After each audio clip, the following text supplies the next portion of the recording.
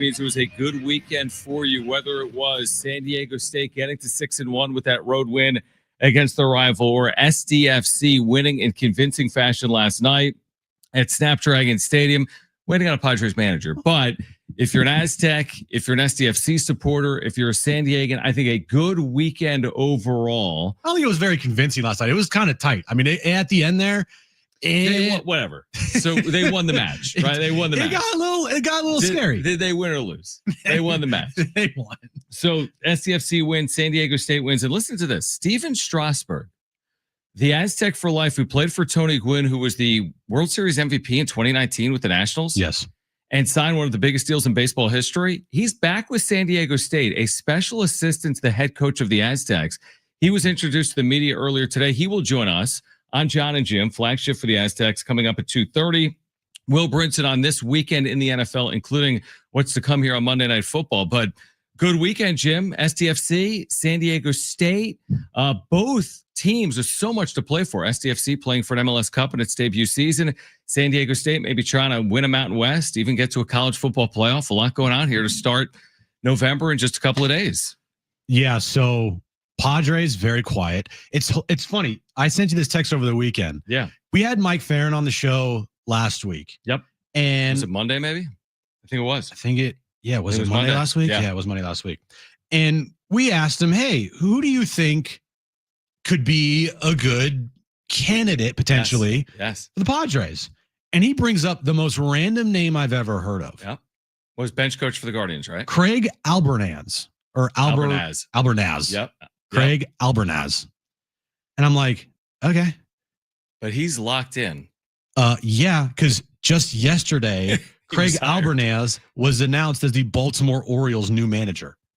Which Mike Farron told us is going to be a savvy hiring. Whoever hires Craig Albernaz, he says he is ready for that position. So when he tells us, I don't think it's going to be Albert Pujols. I don't see it being Albert Pujols. Well, I just have to look at Mike Farron's track record here with getting things right. And I would tend to probably believe that if he's saying he doesn't believe it's going to be Albert Pujols, I don't think it's going to be Albert Pujols. If there's two buckets, seriously, if there's the bucket of names we've heard, the members that have already, these candidates that have already been interviewed, whether it's Ruben Niebla, whether it's Albert Pujols, whether it's Brian Esposito, or if it's mystery candidate like Craig Albernaz with Baltimore, I think that was a little bit out of left field, even in the Orioles search. Do you think it's going to be a name that's been reported over the last week, or will it be a left field name? Bob Melvin was out of left field. That wasn't discussed really until we learned that he was interviewing for the position. So do you think it's someone that we've discussed or someone that has not been discussed as of yet that ultimately is the manager of the Padres? That's like the $1 million question right now. But I think more important than the manager hire still remains AJ Preller.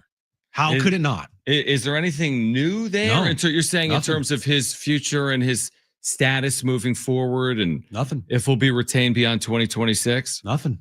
Just very quiet in that regard. Very quiet. Well, you're right. And you might say, well, it's the World Series. Isn't it always quiet? No. Baltimore just hired someone. It's the World Series. Isn't it always quiet? No. The Padres have made other hirings during World Series before on off days. The Angels just hired Kurt Suzuki right before game one. Right.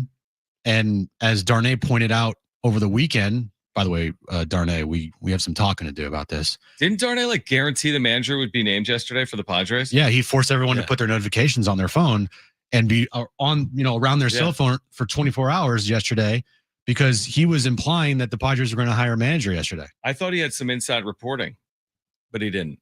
No, he did not. He did not. We need to get him on. He's coming on. He's coming on. Yeah, he's going to be today. Not today, but in the future. No, he said. I like it. He said this week that he's expecting a random text around 1 p.m. on Wednesday afternoon. With some meme. Yeah. Guess what? 1 p.m. Wednesday afternoon, you're getting a random text. You're getting a text. You need to explain yourself. So look, it's not uncommon that teams hire managers during the World Series, like we just said. It happens all the time. Just happened yesterday with the Orioles.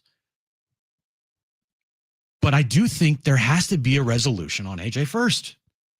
I don't. Yeah, when you mean resolution, you say maybe like an extension, unless, which I was thinking about this today, unless when word gets out of the Padres hiring a manager, maybe they just do like kill two birds with one stone type of thing, where it's, all right, we hired this manager. Oh, by the way, we also give AJ an extension. You mean like the Mike Clevenger tweet? Oh, we've extended Mike Clevenger for 2 years. Oh, by the way, he's out for both of those years with Tommy John. No, not that type of tweet. This one actually would be a positive. Yeah. Yeah, I still go back to what we said the day the season ended, and I'll actually double down on it now.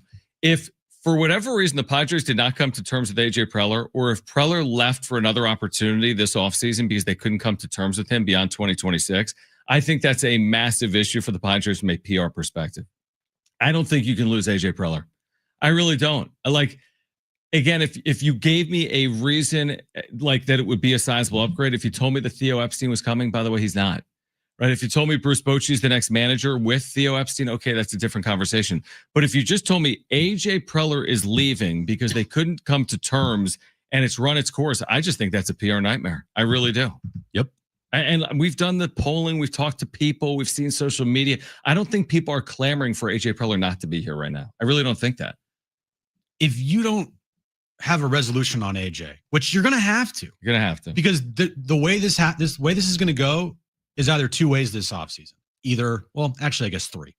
First one, if they do not come to agreement on any type of contract extension, then is AJ going to be okay with going into a lame duck season? And if he is, okay, fine. That's just going to be very awkward and weird and wouldn't make too much sense if you're letting them hire a manager and you're signing that manager to a multi-year deal. 1 year deal. Yeah. So that one doesn't make sense. Two, they couldn't come to any agreement and AJ decides to leave. Now, there's only one place he could go, which is Colorado. They still haven't hired? Still have not hired. So that's the other option. Well, you have to be let out of his deal to do that. Yes. Obviously. And then the third option is they sign him to a contract extension. Like, I can't think of any other options here other than those three. I mean, the one other thing that we've discussed is they actually hire a general manager and retain AJ Preller. This is done with more than half of the major league teams. More than half of the major league teams have both a vice president of baseball operations and a general manager. The Padres are now in the minority. Now, I'm not saying that it works in that manner for AJ Preller. Preller's the guy that wants his hands on everything. Does he really want a GM making day-to-day decisions when he's the vice president of baseball operations? Does that make sense for the organization? Well, the GM would never make a decision without AJ knowing. Well, of course not. I mean, no, he would certainly. It's not going to be like, oh, by the way, we traded Manny. You did? While I was playing pickup basketball, you changed the course of the franchise? No, of course that wouldn't happen. But I still believe of the three options you laid out, the most likely is he's extended. Yeah. Now, if I'm AJ Preller, part of my extension talks is like, well, A, what kind of resources are we dealing with? And B, who am I reporting to? Is this organization run by Eric Rupner? Is it run by John Seidler?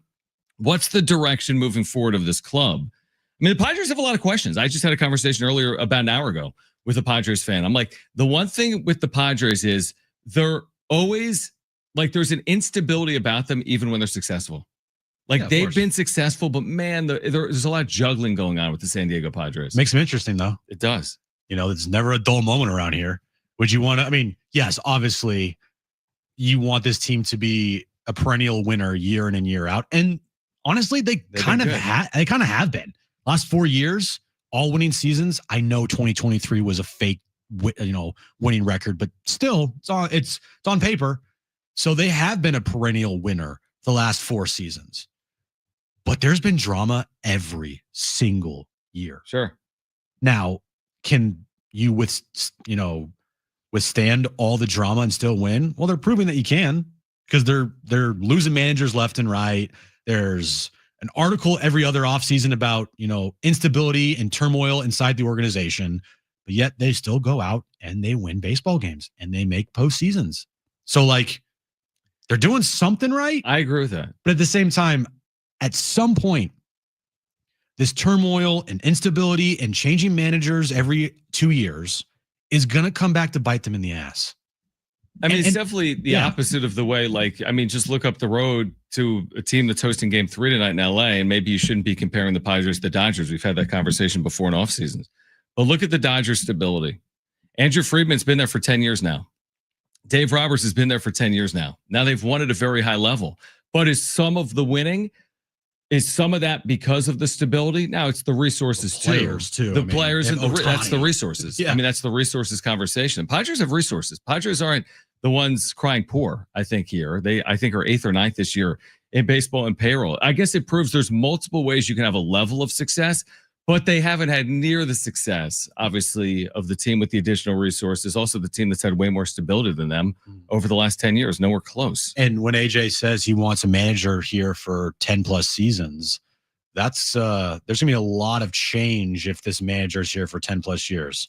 I would bet which is no shot. I would bet anything the next manager of the Padres is not here for 10 years. I'd be willing to bet anything. I would bet so much money if I had anything tangible that there is no shot. I mean, I would basically bet anything he was not here for 5 years. Oh, less than that. I mean, the last manager to be here 5 years is Buddy Black. That's a long time ago. They've had a lot of managers since Bud Black. Yeah, no shot.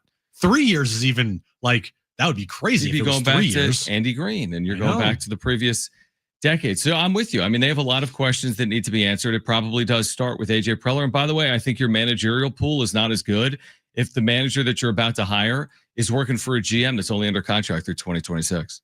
Yeah, because if you're interviewing for a job and the boss is like, we want to hire you, but I'm not going to be here after next year. Are you going to really want to work there? Look at Suzuki. Got a 1-year deal to line him up with the GM. You know why he got that deal? Because he had no other option. Like, you want to manage the big leagues? We're going to give you a 1-year deal. Does that give you the best candidate for the job? Absolutely not. Yeah. I mean, your boss matters. You can't just go work somewhere if your boss sucks. And I mean, you can if you want, but you're doing it to yourself. If you like, be prepared to hate it. And so if they go out and whoever they speak to and they ask a question to AJ, like, hey man, you gonna be here for a long time? If the answer is, I don't know. Which is basically what it was 2 weeks ago. It's like, well, we'll worry about it this offseason. I'm going to be like, yeah, I don't know about this one. Especially if the person they hire, that's just example, Ryan Flaherty, tight with AJ. I don't know if that's true, but AJ wanted to hire him before, Group Dog and everybody stepped in and said they wanted Schilt instead. This is just 2 years ago. So, like, if they were to hire Ryan Flaherty, one of his boys, presumably, is Ryan Flaherty going to be okay with not knowing the future of AJ Preller? Because, essentially Flaherty's success and Flaherty's contract and his, job as a manager, doesn't it feel like it's tied directly to AJ if AJ is the one that hires him? Yeah, 100% accurate. All right, on the other side, Steven Strasburg is going to join us, special assistant out of San Diego State baseball. We'll learn more about that from Strauss himself. He'll join us coming up at 2:30, plus more in SDFC picking up a playoff win and San Diego State getting a 6-1. This is John and Jim, San Diego Sports 760, live on the iHeartRadio app.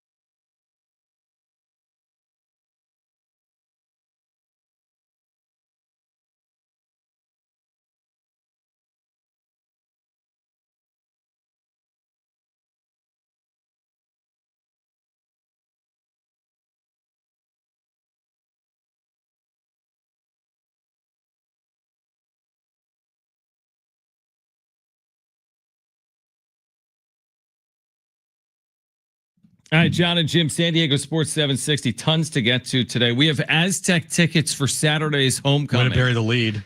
Aztecs tickets for Saturday's homecoming will give away in the 4 o'clock hour. Should be an awesome atmosphere. San Diego State in the thick of everything right now.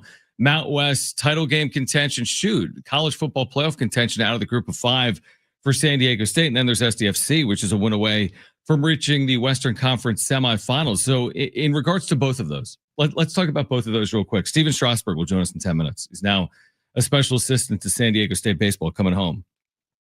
Think about both of those.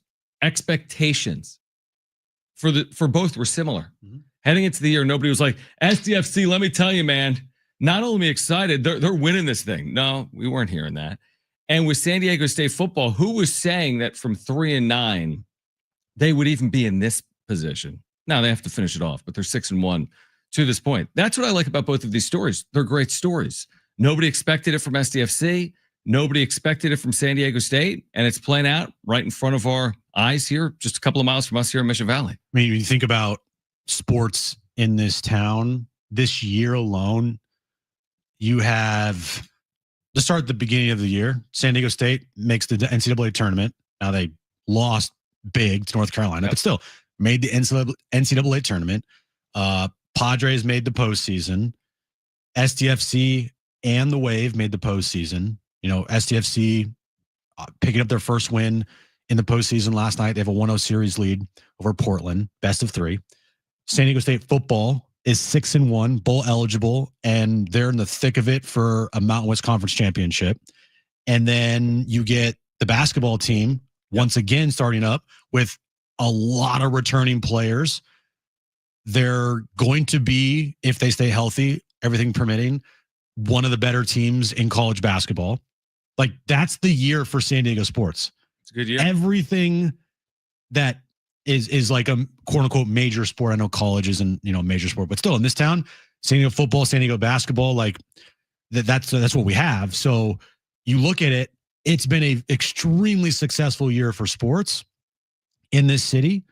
And this weekend with San Diego State shutting out Fresno State, that game was not the prettiest game offensively, but defensively, if you love defense, you were having a great time because this defense is incredible. And then last night, SDFC gets, a goal in the 23rd or 24th minute. Then they immediately go up 2-0. Dreyer scores with a header. It was incredible. The atmosphere was insane. They hold on for a 2-1 victory. Right now, things could not be going better here in San Diego.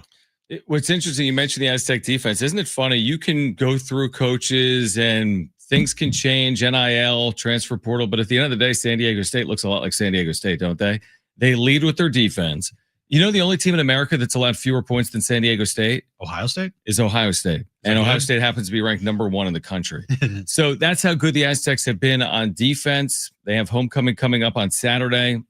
It's interesting, like the back and forth. San Diego State plays at Snapdragon Stadium this weekend. SDFC was there this past weekend. SDFC is guaranteed at least another home match. But yeah, I'm with you. It's like there's a lot to look forward to this fall and winter in San Diego. Yeah. The SDFC story, we don't know how it ends. San Diego State football, we don't know how it ends. Basketball starts a week from tomorrow, by the way, on the Mesa against Long Beach State. So, yeah, there's a ton. Listen, a lot of the headlines drawn in the city, and it starts right here on John and Jim, are drawn by the Padres. We spend a fortune of time on the San Diego Padres. And I think a lot of Padres fans would tell you it was a fine year. It's not a year that's going to be remembered for forever. It's not a landmark year. I thought it was a good enough year. I think some would argue it was a disappointing year because the expectations have definitely been raised. But the Padres are in the postseason. We've gone through their history. They're not in every single year.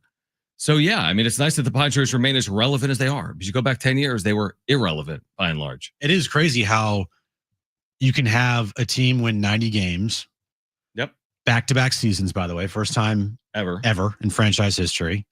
Making the postseason in back-to-back years, first time since the early 2000s. And we view it as a disappointing year. Some do. Yeah, I mean, I think you and I would lean that way. Yeah, I think if you're not a pom-pom waving fan that just cares about going to the ballpark, having a fun time, and, these are fun players to watch, then, yeah, you look at this year as disappointing. I think. I don't think there's any way to look at it, to be honest with you. Like, they left a lot of wins out there. They had a chance to win the division. They didn't. And, came crashing down in the postseason. And frankly, there wasn't a lot of like fun, exciting moments this year that I can remember off the top of my head, to be honest with you. And that's a credit to them though, to get to 90 wins after I said all that. But I don't even know where we're going with this with San Diego State or with the Padres. But I have no idea. I have no idea. But other than, well, I guess the point is for it to be a great sports year in San Diego, I think a lot of people would lead you to believe that it's got to be a great year for the Padres. I mean, out of the big four, you have the Padres. So for it to be a great sports year, does it have to lead with the Padres? No, maybe. Depends on the person. Depends. I mean, SDFC could go on to win the MLS Cup. But listen, it's like we always say, you might be an SDFC fan that's not a fan of the Padres, but you might be a Padres fan that's not a fan of the Aztecs. I just think the cool thing is if you accept all sports in San Diego, there's something for everybody to watch that right now is exciting and fun. And it's, a lot of winning. So like, that's really cool. And that's exciting. If you want to watch a basketball team, that's going to be really good. You got San Diego State. If you want to watch a football team right now, it's really good.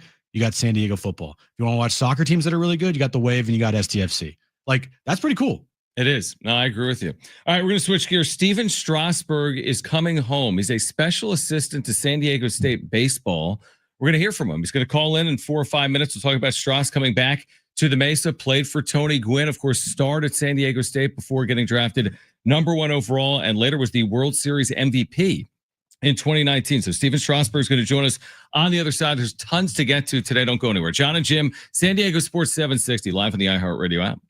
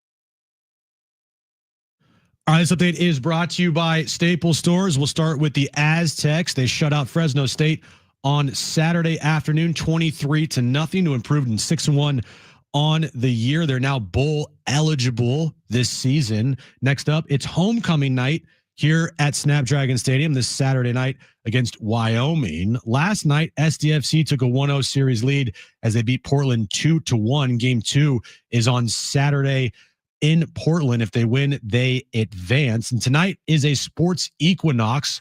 Every single sport will be underway tonight. MLS postseason, World Series, NBA, NHL, and NFL. And tonight we have Lakers basketball here on the station. So make sure to tune into that right here on San Diego Sports 760. This update is brought to you by Staples.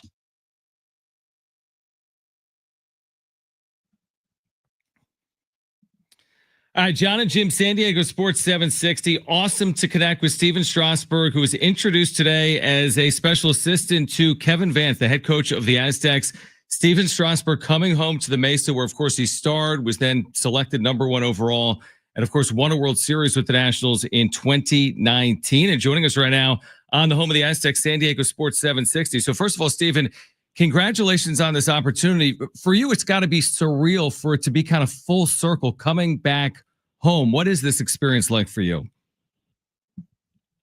Yeah, it feels like I was just out here pitching yesterday. Game goes by really fast, and I'm excited to be back home. I care so deeply about San Diego State baseball, and I'm very, very motivated to help get the program to the next level. Has this been something like that's been in the works for a while? Like, have you been thinking about returning here to San Diego State in a coaching capacity? Yeah, I think I still have a strong passion for the game of baseball, and my experience here at San Diego State changed my life, and I really want to do everything I can to preserve Tony Gwynn Stadium and have it return to being the premier venue in San Diego County. And I really believe that all the ingredients are here in our backyard to create something special and hopefully win a national championship someday. Stephen Strasburg with us right now on John and Jim. So you have such a unique relationship with San Diego. Like, you grew up a San Diegan. You were a Padres fan. You watched Tony Gwynn when you were young. You then played for him. You talked about this a little today, but for our listeners that didn't hear it, what was your relationship like with Tony that made it so special and unique? Well, I think, Tony, he could have done anything after his playing career. And my freshman year, he was getting inducted in the Hall of Fame.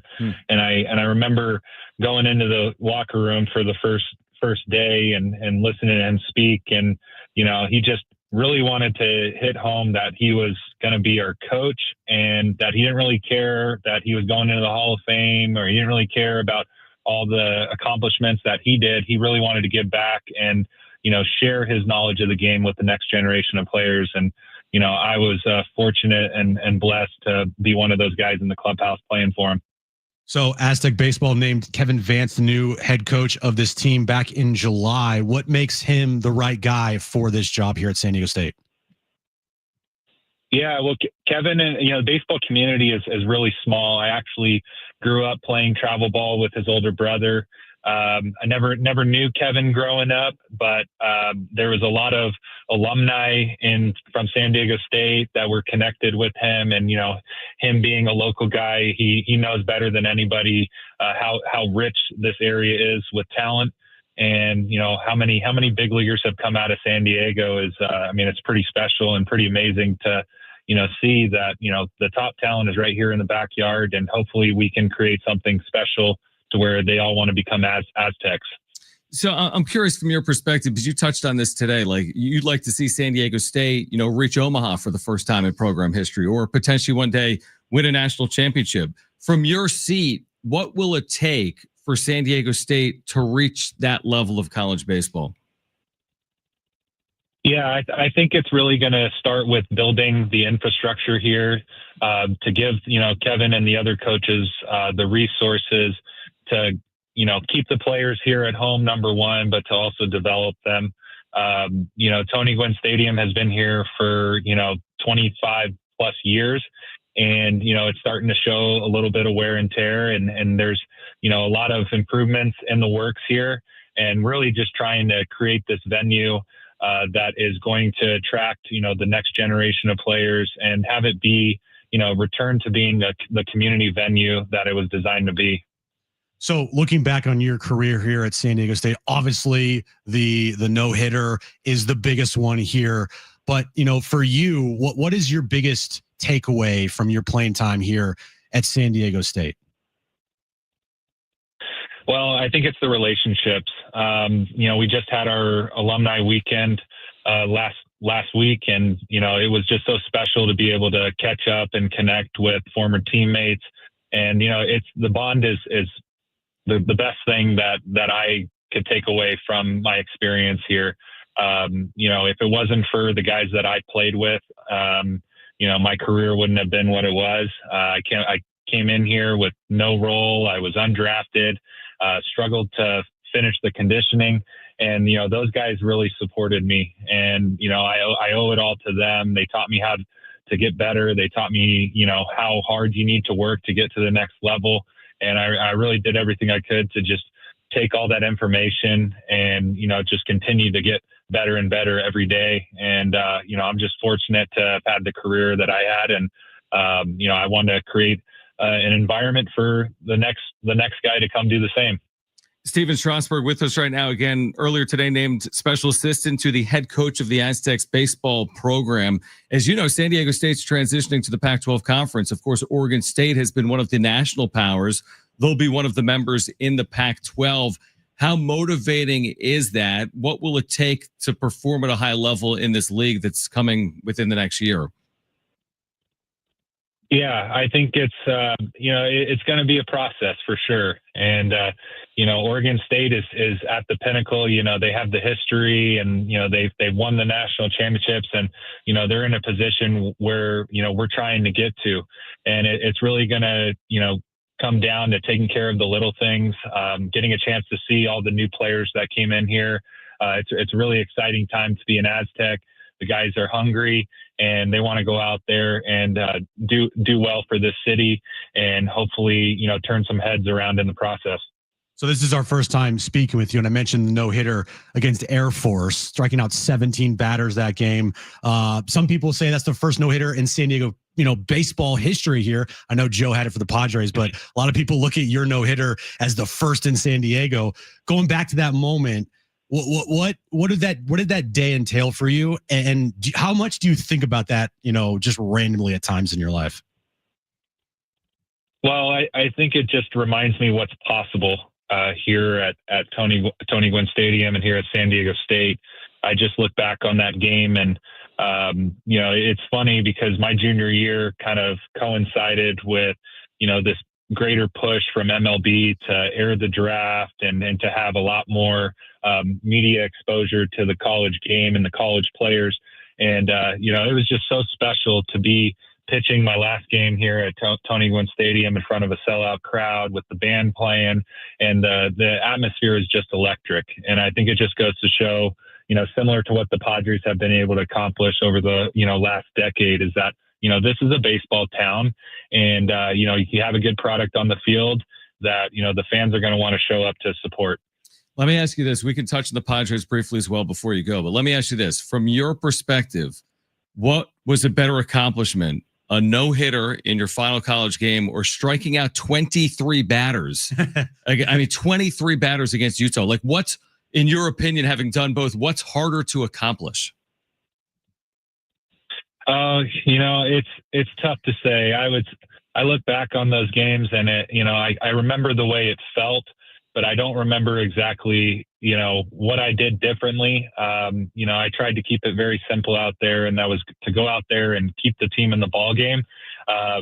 It's funny because I feel like the Utah game was one where it was a little bit tighter game. I was facing against a pitcher at Utah, Stephen Fife, I want to say, who ended up pitching in the big leagues for a bit.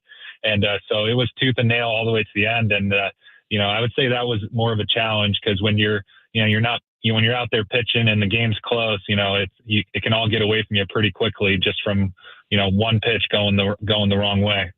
So now that you're out of the big leagues, you can put your Padres cap back on. Padres have been really good the last, 4 seasons, 3 of the last 4 years making the postseason. What's it been like to see the success here of the Padres. Now that you're not, in the bigs anymore, you can probably watch them a little bit more. But what's your thoughts on their recent success and their future?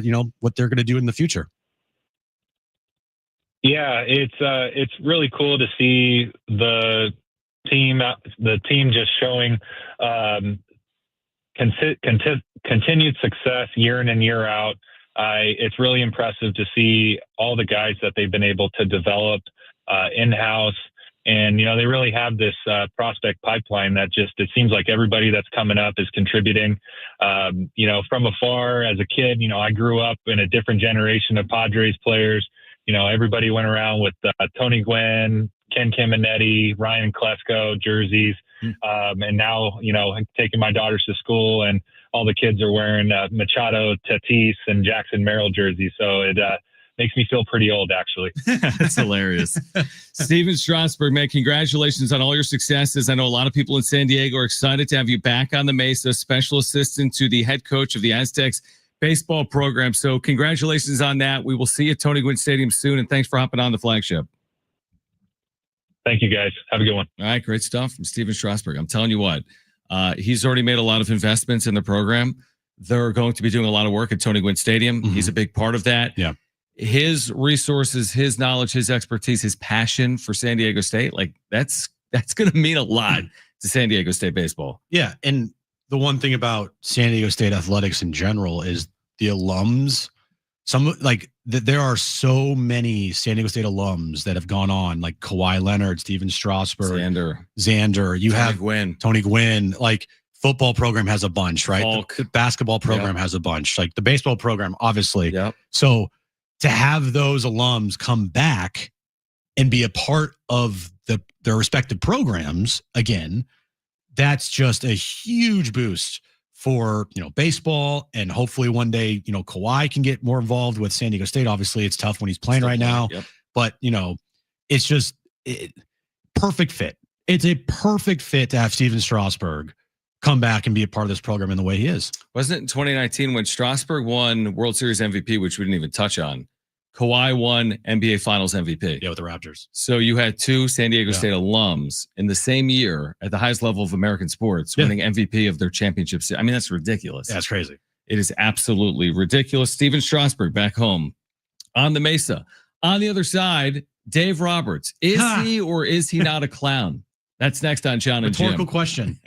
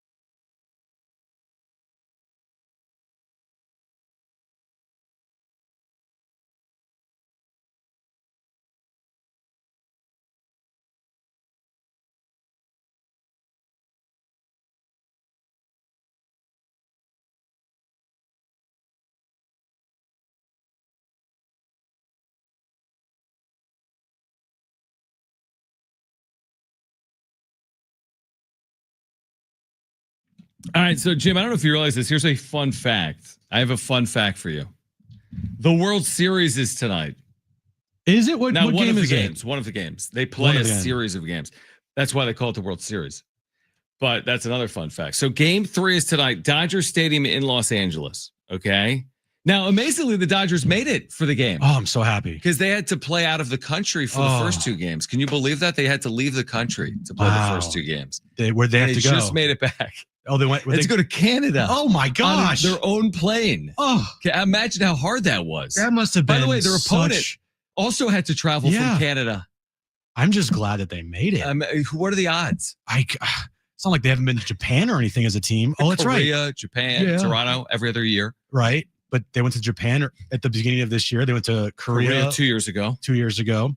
Man, it must the travel from Canada to Los Angeles must have been wild. I mean, having to go through customs and with the government shutdown, I'm sure that, it's not the easiest right now, and especially when you're going across the border. Like, to get ready for the World Series. I know. And they only had one off day to do all this. And they're flying charters. That's tough, man. Dude, really tough. What was Dave Roberts? I honestly didn't. I was like, is this AI?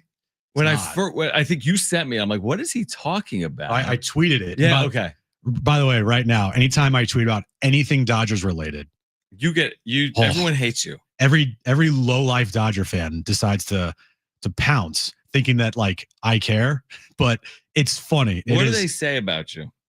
Some things you can't say on the radio? A lot of things I can't say on the radio. Really? Yeah. Yeah, it's funny. Like one of them, I don't fully remember. It was along the lines of like you haven't won anything in your sports life, and we took your NFL team, and keep crying, baby. And you're like, I don't play. I'm like, I don't play. I cover the Padres, and I don't like the Chargers. I'm a 49ers fan, but they don't know that. So that's why I think it's funny. All right. So this was Dave Roberts' media availability between games 2 and 3. This was about his travel back to LA from Canada. He wasn't happy. No, he wasn't. Take a listen. I don't want to get too far into it. I just arrived about 30 minutes ago. So there were some delays. I don't know if there was intent or not, but it just, man, the international stuff was a bear. But we made it. We made it. Intent. What is the accusation there? Is he the Canadian government? No. Customs? Well, the Blue Jays? Are you going to be blaming TSA agents? Yeah, I don't understand the intent. There's not intent, bud. We all try. If anyone, by the way, to our collective points, the way the Dodgers travel is a lot different than the way our listeners travel and you and I travel. You know what I mean? Like, what we all deal with when we travel? Get up early, take our shoes off, deal with TSA, right? You're dealing with your kid. Like, it's not the easiest thing in the world. You don't have to take your shoes off anymore. But you get the point. You get the point. It's not the easiest thing in the world. The way the Dodgers travel compared to the way our listeners travel, save it is my point. Look, and by the way, Andy McCullough covers the Dodgers for the LA Times. I think he maybe switched to New York Times. I don't know. But anyway, he's covered the Dodgers before. He did an updated story on the word intent used by Dave Roberts. That's what I'm saying. He works for The Athletic, by the way. Okay. Which is owned by the New York Times. And he said Dave Roberts had to clarify his comments. Quote, Canada is not trying to sabotage the Dodgers. He said, I know that it was just a long day. So he used the wrong word. When I heard it and then I saw the word intent, I'm like, what are you implying? That someone actually made a decision to impact your travel in an effort to hurt your chances of winning? That's a ridiculous claim. This is ridiculous. This is atypical out of the playbook of Dave Roberts. He rage baits, which to his credit, I mean, look, it kind of is successful. He plays the victim card. No one in professional sports plays the victim card quite like Dave Roberts plays the victim card. He is the ultimate victim in everything. And he knows what he's doing. I'll give him credit. He knows what he's doing, even though he comes off as being a complete clown, but he knows what he's doing. And by the way, oftentimes it works. You're right. Exactly. That's my point. And I will say this, what was worse? Was it Manny throwing a baseball back towards a dugout railing? This one's pretty bad. Or was it? This one's pretty stupid. Custom. This one's pretty stupid. Considered to be a worse though? What's a stronger accusation? Manny threw a ball at me, or customs tried to prevent us from getting to game 3. The Manny situation where he feared for his life. Did he actually say that? He was implying it, and I wouldn't put it past Dave Roberts to go that far because guy's a rage bait and clown. But every time I think of that, I think of Darth Sidious, Brett, in the Star Wars Revenge of the Sith, when he's like, I feared for my life. Oh, when Manny, like, by the way, the angles of that ridiculous like, give me a break. If I think from the press box, I forget who initially tweeted it. Like Annie Halpern had a video, or someone had a video. Annie had it, yeah, it went viral. The ball, you know how guys throw like 105 these days, like Mason Miller. This ball was thrown by Manny Machado like 19 miles an hour, like a lollygag. Like he just tossed it, and it became. And by the way, the last laugh is the part that sucks about it. Yeah, I know. Because the Dodgers have gotten a lot of last laughs. Yeah, I said before the postseason started, I think we all agreed on it. Like, Dodgers are winning the World Series. And they're still the heavy favorite, coming home 1-1, which we said. Now, I said if the Blue Jays won game 1, I would treat it like they could get it back to Toronto, and hopefully they can, but there's no guarantee of that. No, I mean, now the Dodgers are set up here. Games 2. They don't have to go home 5. if they win the next 3. They can win the next 3. And I think they got Glass now, Ohtani, and maybe Blake Snell. I don't know how the scheduling works. Yeah, that's the issue right now. Their starting pitching has been good enough. Look at Yamamoto, complete game. Yeah. When they get the starting pitching, their bullpen's not a factor. In game 1, they had the blow up, and they had a ton of blow ups in August and September this year. They haven't had it in the postseason by and large because their starting pitching has been so good. Right. So, I mean, they're likely going to win the World Series again. And as I've said, we're all just going to have to take it. All lame Dodger fans will get in our mentions, and they'll pretend like we care, but we really don't. I mean, it's just. I mean, I care. I care that the Dodgers are going to win again. I don't care what Dodger Lover 69 has to say to me. No, I agree. I mean, the frustrating part of it is as much time as you and I and our listeners consume with Major League Baseball and the Padres specifically, is that no matter how hard the Padres try, the end result has been this end result. Yeah. Like, even the elevation of the Padres over the last decade, what has it bought you? 3 World Series rings for the Dodgers since 2020. I mean, I hate to put it as bluntly as that, but that's what we're on the verge of. And it sucks. 2.5. I get it. I agree. Well, right now, 1.5. 1.5. But yeah, it's just, Dave Roberts' act, which is a complete tired one. And until they get beat again, which we don't know when that's going to be. Good point. He can do whatever the hell he wants. He can act like a clown. He can blame customs. He can rage bait. He can say we're about to ruin baseball. He can do all that stuff. There's nothing that can be done because the Dodgers continuously win. And so when they continuously win, we all got to eat it.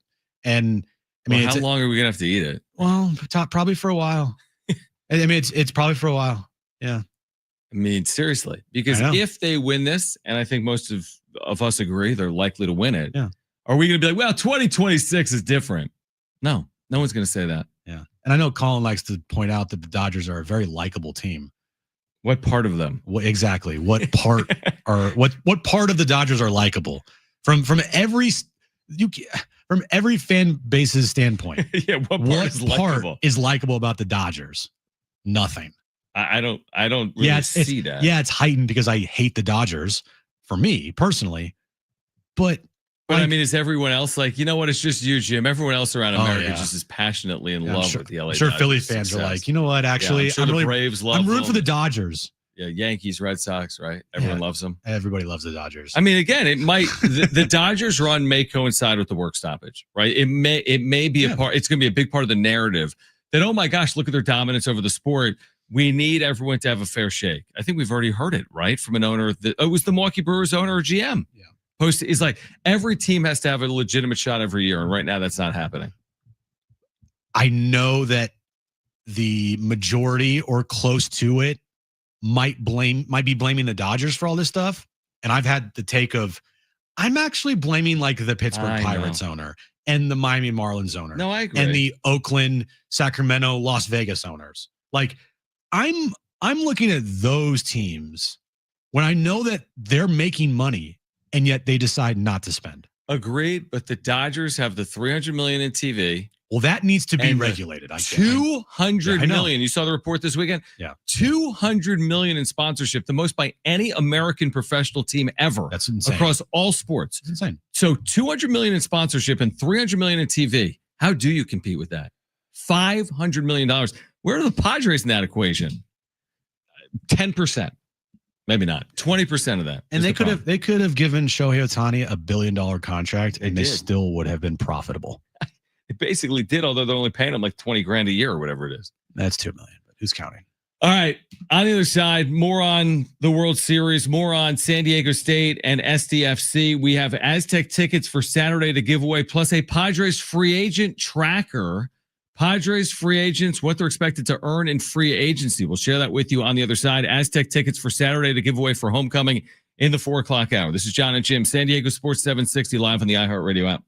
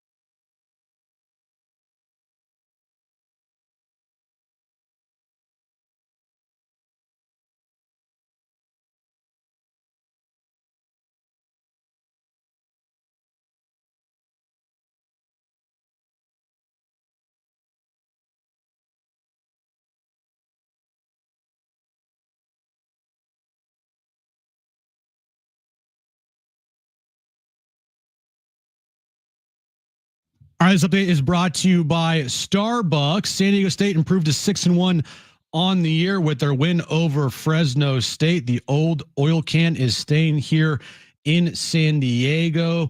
Next up, they'll take on Wyoming this Saturday night at Snapdragon Stadium for homecoming night.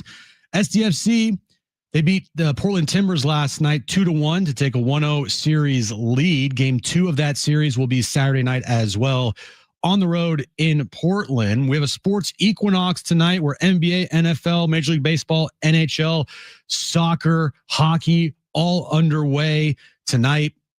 Speaking of basketball, Lakers, they take on the Portland Trailblazers. 7:30 tip-off time. You can listen to that game right here on San Diego Sports 760. The pumpkin spice latte is back at Starbucks, handcrafted with their signature espresso and real pumpkin sauce, then topped with whipped cream, cinnamon, and nutmeg. PSL, get it while it's hot or iced, only at Starbucks. A statement from the Scarlet and Black. 23-0 San Diego State. Oil can coming home. The Aztecs are bowl eligible, and homecomings next weekend at Snapdragon Stadium. But they want more. Plus, SDFC handles their playoff business. Luca floats it back to the middle. Anders golazo.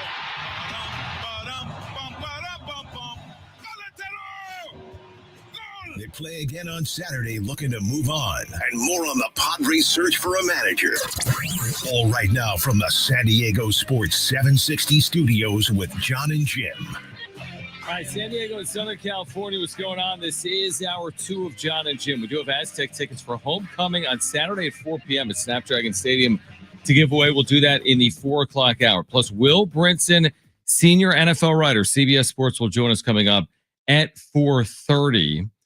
All right, so it's the offseason for most teams, Jim, in baseball, okay? Except for 2, John. Right. That's exactly right. Right now, it's the offseason for everyone but 2. Yeah. And Jim Bowden, former GM, 3 different teams in the major leagues, works for The Athletic. He's been on this station a number of times, typically with Darren Smith back in the day, right? Mm-hmm. So Jim Bowden is I think I call him an interesting character. I like listening to him speak, personally. I do too. But I don't remember the last time he got something right. I was going to say that. He's entertaining. It doesn't mean what he says is factually correct. I do find him to be entertaining. Look, and if he's just giving his flat-out opinion, which, yes. I get it. But a lot of times he's like... He says it like it's fact, but it's wrong. Like he's reporting on something. I agree with that. So he's got these contract predictions for the top 50 Major League free agents, right? In terms of years and dollar amount. His prediction for these players, years and dollar amounts, and then maybe good fits as well. But more specifically, when talking about the Padres free agents, he gives names, years, and dollar amounts. Here's my question for you. Among these players, at these terms, which one of them would you keep if he was accurate? So, for example, he says Dylan Cease, 6 years, 187. Would you keep Dylan Cease for 6 years, 187? I know the answer. No shot. Agreed. Now, here's where it gets interesting. I think he's really lowballing Michael King, but he says 3 years, $75 million. Where do I sign up? Exactly. I'm all in, right? All in. All in. The next free agent, I already know your answer here too. Robert Suarez, 4 years, $80 million. Let me guess. No chance in hell. No shot. Agreed. Ryan O'Hearn, 2 years, $24 million for Ryan O'Hearn. Sign me up right now. I'm signing up, right? Signing up. Agreed. And then Luis Ariz, 2 years, which is a short-term deal, $30 million is $15 million a year. I say no, thank you. No, I don't really care what the number is with Luis Ariz. You don't want him back. I don't want him back on this team. I think based on what we saw this year, I agree with that. Yeah, he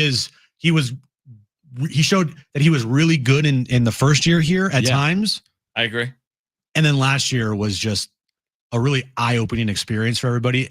I feel like. Yeah, like what happened? Kind of like this is why he's not going to be, nor should he be paid a lot of money. Agreed. Like if that player we saw this past year, I'm not touching that guy with a 10-foot pole. Completely agree.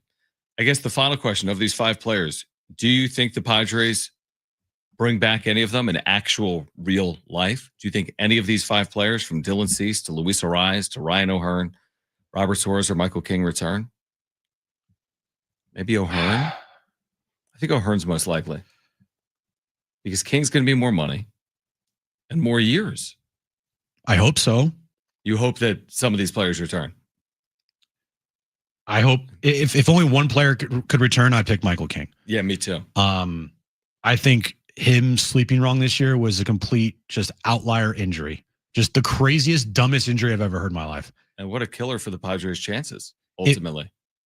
If he's healthy and he doesn't, quote unquote, sleep wrong in Atlanta and then has his knee drained, do they win the division? They may have. He was pitching really well the first 2 months. So as long as that, injury doesn't turn into like a long-term thing and he doesn't have any long-term effects with his shoulder, 3 for 75. Where do I sign up? He was, I think, if healthy, was going to get well over 100 million. Now, look, this could be completely wrong. This is just an opinion about what he thinks guys are going to get.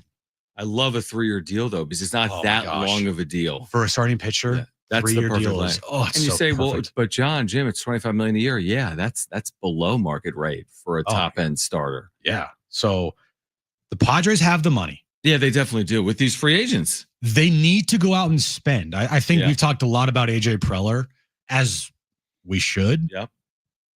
But once all that gets resolved and the manager, it's about, hey guys, you need to go out and spend some money this offseason. Because the last 2 off seasons, you've had to penny pinch and you've had to make AJ Preller be incredibly creative to build this roster.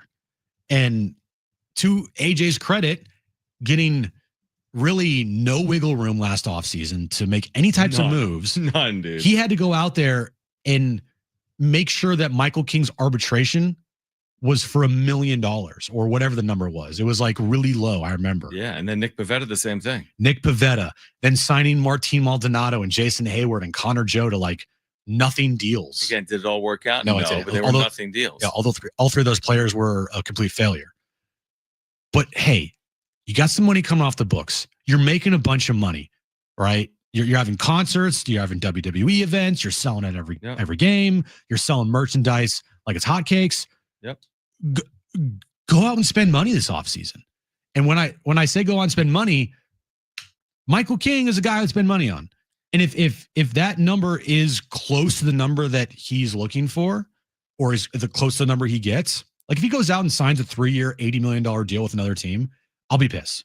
I mean, I think if he signs a deal for $100 million or less, the Padres have to be involved in that. Yeah. Like if the total compensation for King is in that 100 million range or less, how can you miss out on a player that has been impactful for you the last 2 years, who's been a front end piece? Look at this rotation, Jim. Question marks everywhere outside of Nick Pivetta. Joe Musgrove's coming off Tommy John. Yu Darvish is 40 years old. Like, you have question marks. You want some certainty. I know King was hurt in the second half last year. It starts and honestly ends with Michael King for me. Your offseason if you can get a recommitment from Michael King, you've put yourself in a conversation for a really good offseason. If you can't, you got a lot of question marks with that rotation. I don't care what you do. Like, you're going to have question marks. Now, maybe not, because maybe they'll spend that money elsewhere in the rotation. But yes, they have money. How will they allocate it? And are they really going to spend that kind of money on a starting pitcher other than Michael King? Like, are they not going to give King 75, but give someone else 125? Probably not. And spending money on a starting pitcher, it's risky. Absolutely. That's why I like 3 years. Because it's not 5 years. And even if you went, 3-4 years or so, I mean, the Nick Pivetta deal is the type of deal you'd want. Yeah, it's actually a 2-year deal, right? He can opt out. Bless you. He can opt out after this 2026 season. But it is what, a $50-something million total deal if you were to stay, 4 years. If you were to stay. Yeah. That's the type of money you want to give to a starting pitcher, because then you get value out of that pitcher. And if the pitcher's not good, it's not going to sink you. Right. I mean, it's still going to suck. There's no doubt, because when you spend that much money in investment on a starting pitcher, it's got to perform. And luckily, Nick Pivetta well outperformed his contract this year. He was amazing this season. Yep. So I actually would love that deal for Michael King, more for the Padres than Michael King. 100%. Suarez, you don't need him with Mason Miller. Dylan Cease, you don't need him because you've seen it. You don't need it. 6 for 185. Honestly, dude, I don't even know if I want him. No chance. I mean, if it was, I know we don't live in this world. If someone told you 3 for 75, I might say still thanks, but no thanks, because I'd rather use the 25 million a year elsewhere. Yeah. Because I've seen it and it didn't work. Arise, you don't need him. I agree with you. O'Hearn, I think, provides value. I don't think we saw the best of Ryan O'Hearn, but I think he's the type of player that you probably need on a really good team, right? Whether that's depth, power. He hit lefties and righties this past year to some extent. I like Ryan O'Hearn. I would bring him back. But it starts with Michael King for me. And by the way, the free agent class, guys, not deep. Not the greatest. Not great, yeah. You know, if we're taking away all the big names, all right, Pete Alonso, Kyle Schwarber, who else? You have Kyle Tucker. Yeah, right. That's a huge name. Those are probably the 3 top names on the market this year. Starting pitching wise, I mean, Dylan Cease might be one of the top pitchers on the market right now. Well, he definitely is. If Good not question. The top. Yeah. Like I'm looking at these names here, John, and yeah, but wouldn't you take King over Cease? Isn't that what we're saying? I would take King over Cease just because I've seen it with my own 2 eyes, and I would choose King over Cease every day. Yeah, we're seeing these reports like the Cubs expect to be heavily involved for Dylan Cease, and he'll have a market. I mean, his upside's real. I mean, his stuff is filthy. Can someone harness it? Look at Blake Snell post San Diego. Now he had the great Cy Young year, but look where he is now. He was one of the best pitchers in baseball here. He's kind of taken it to that next level. Can someone do that with Dylan Cease? Potentially.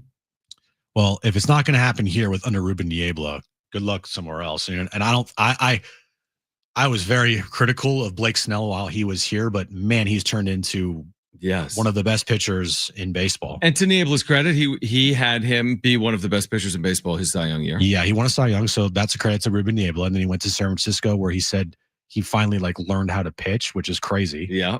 And now look at this year. Now this year was kind of an injury-riddled season. But his last, I think, 7 starts, including game 1 of the World Series where he did not pitch well. That was more close to the Blake Snell I remember. He's been phenomenal. What was his final line in game 1 of the World Series? I think it was 5 innings, 3 runs. That was the final line, yeah. He was staked to the 2-0 lead, and then, of course, the bullpen blew up for the Dodgers. But, yeah, I mean, among those players, will any of them return to San Diego? I would say yes. I would say among those 5 players, someone comes back. And I hope it's Michael King. Honestly, I think it starts with Michael King for the Padres. We'll see if they can pull it off or not. All right, on the other side, again, we have Aztec tickets to give away for Saturday. We'll do that in the 4 o'clock hour homecoming huge game. The Aztecs are 6-1. Will Brinson, our senior NFL writer, joins us at 4:30. On the other side, we are watching with our eyes the best player in the history of the NBA, and it's not who you think. And it's next on John and Jim.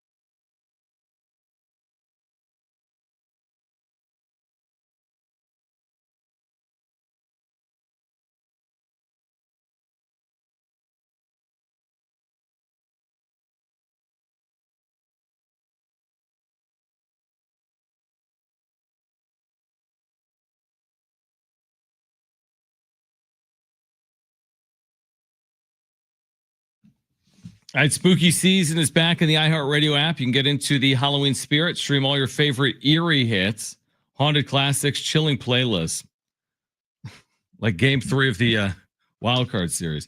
Totally commercial free, whether you're throwing a monster mash or just love a good scare. iHeartRadio is the perfect soundtrack for your spooky season. Listen now, if you dare. Ooh! Open the free iHeartRadio app and just search Halloween. So scary. I'm so scared. Are we dressing up? I was thinking about that over the weekend. Should we just be like a tissue and you can just sneeze in it? And I can just be You could be a booger and I could be a tissue. I don't know. How do you dress up as that?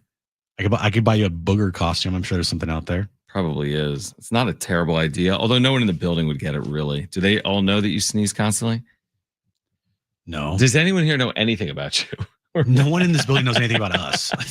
Yeah, like, do they? That would be an amazing game. Like, is your show on from 3 to 9? We could do a game like, name anything about me. Do I have a child? Am I married? What's my age within 10 years? Right. Like, do you know anything about us? My guess is probably not. I mean, the couple. Yeah, if you just one-on-one, I think you have a lot of wrong answers. Like if we just ask one person, like, "Hey, do you know what time the show is on?"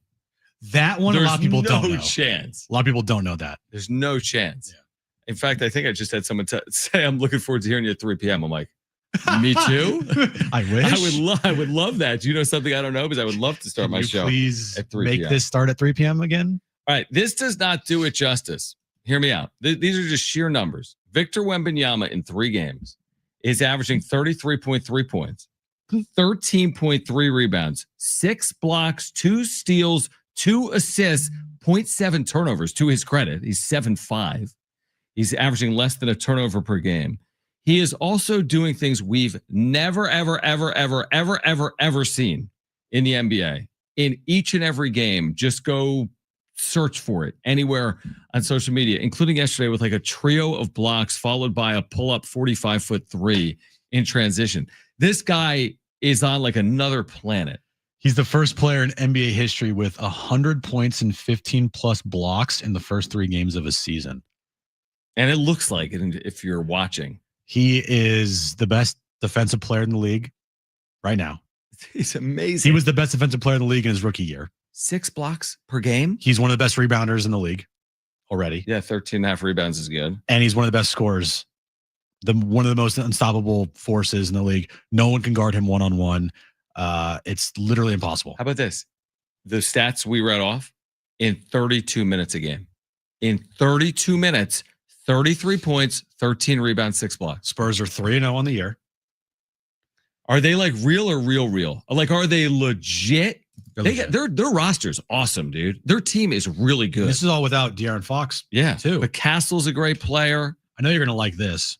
So, what is it here? Hold on. Coming to San Diego? No, that would be nice. Okay. I thought I must have this wrong because I was looking at the schedule and I was looking at the Warriors schedule. Okay. And I thought they played the Spurs. Okay. Listen to this for the Warriors schedule here.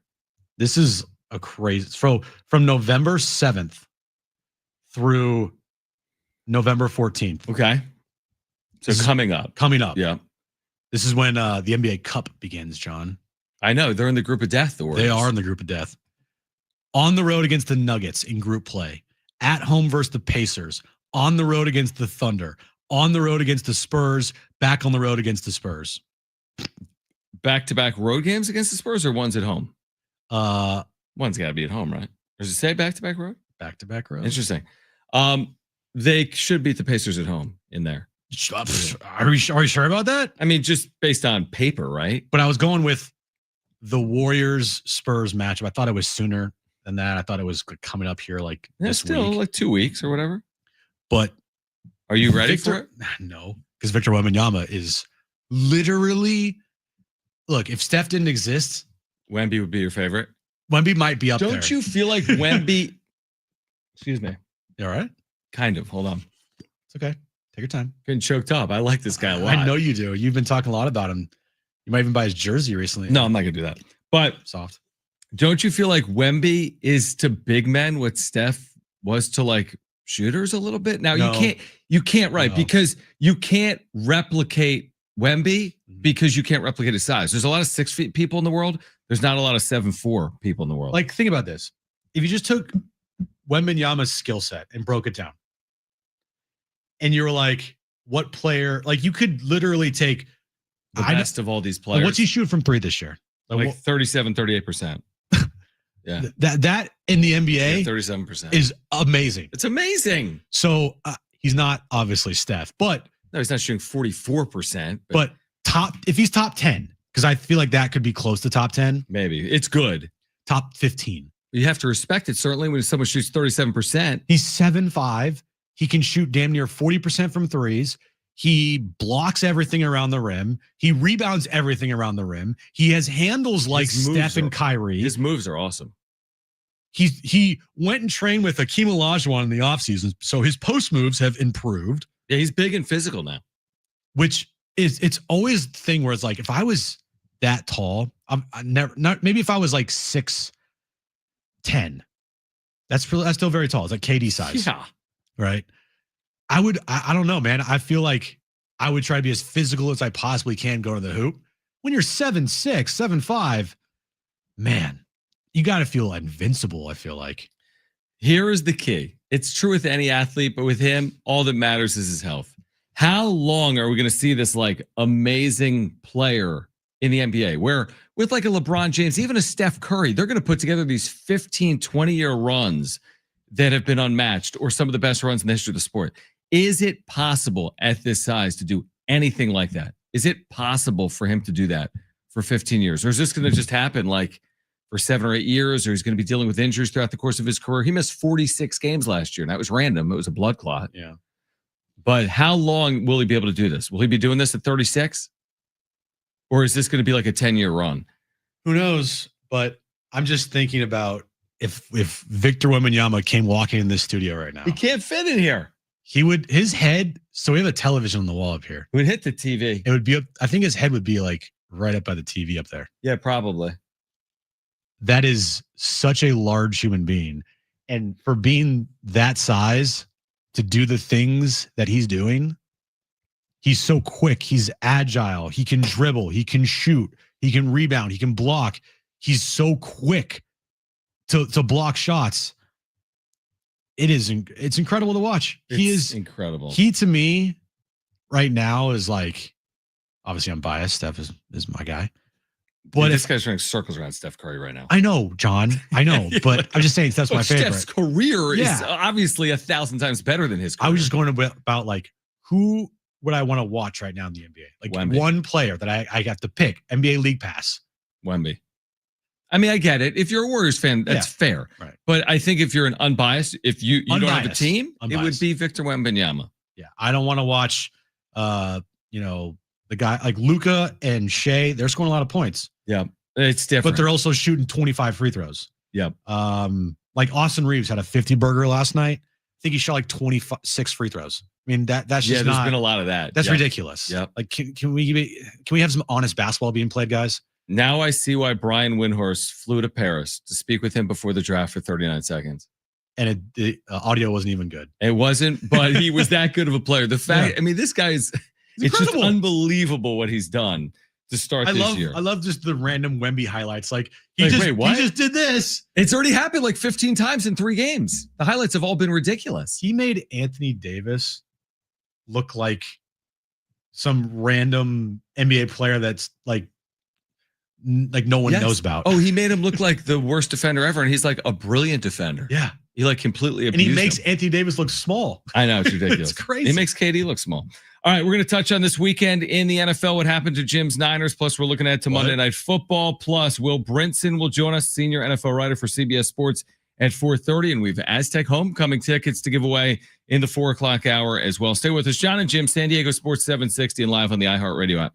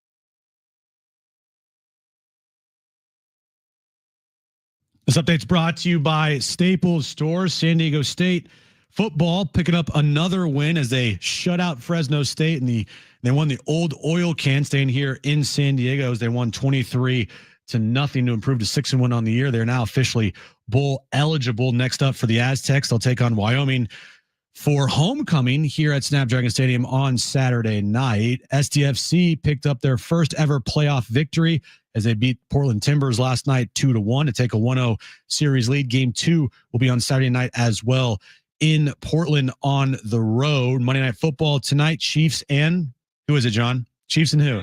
Commanders. Chiefs and Commanders tonight in Kansas City.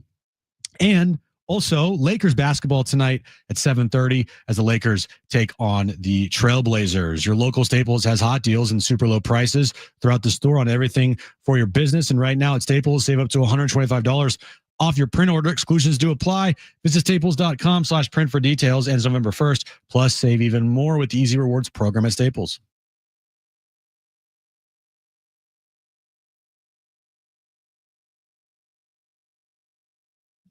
All right, Wednesday at 6 on San Diego Sports 760. We've got SDFC Midweek Live. You're going to hear from Mikey Varas, the head coach. Interviews with players and coaches. Find out the latest on the club as they prepare for Game 2 of their quarterfinal round against Portland. SDFC Midweek Live, Wednesday at 6, and you're home for SDFC. San Diego Sports 760. You thought I wouldn't know it was Commanders? That's because I didn't. Well, you asked me during the break. No, I said, let me guess who they're playing. And you couldn't guess. Right, but then I went to ESPN.com and it gave me a spoiler. Did you say the Broncos? I said Broncos. It could have been. Because the thing with Monday Night Football now, when I was a kid, I'll pull a Hartman on you. When I was a kid, Monday Night Football was always good games. Since I've been an adult, it has not always been good games. There have been some awful Monday Night Football games. I'm talking about the matchup. Forget about the game. Now they've gotten, I would say, better.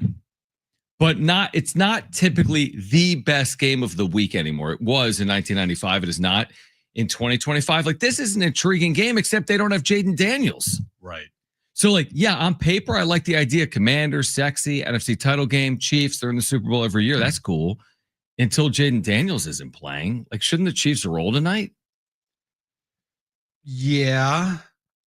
2 scores, right? That's what should happen. They're at home. At home, they're playing well. Yeah, Marcus Mariota against Patrick Mahomes. I would take the Chiefs in this matchup, John. Would you take them to like cover? What's the spread? It has to be a big spread. 12 points. 10.5. Okay. Chiefs by 10.5. Would you take them to cover? It's a lot in the NFL. Probably not. Okay, so maybe like 30-20 tonight? Yeah. Something like that. I would agree. Next week, John. Yeah. Monday Night Football. Give it to me. I just want you to guess. I have no clue. Jags Titans. No. You're kind of I wouldn't say close, but Colts. No. Panthers. No. Bears. No. Dodgers. No. Close. Flyers. No. Clippers. Cowboys, Cardinals. You see what I'm saying? Like, they'll give you like the Monday Night Football game. I'm always the guy like preaching on this and nobody seems to care. What happened to Monday Night Football? We actually love that matchup. I love that matchup too, because that means you can hear it on San Diego Sports 760. Exactly. And that Thursday, we have Monday, Thursday. Pregame coverage at 4. I'm speaking your language. Speaking my language here, dude. It's like music to my ears. We have one where we have pregame coverage at 4:45. I think that's the Cowboys game. And then we have one where I think we have it till 5:15. Yeah. So what's the Thursday game next week? Raiders, Broncos. Right?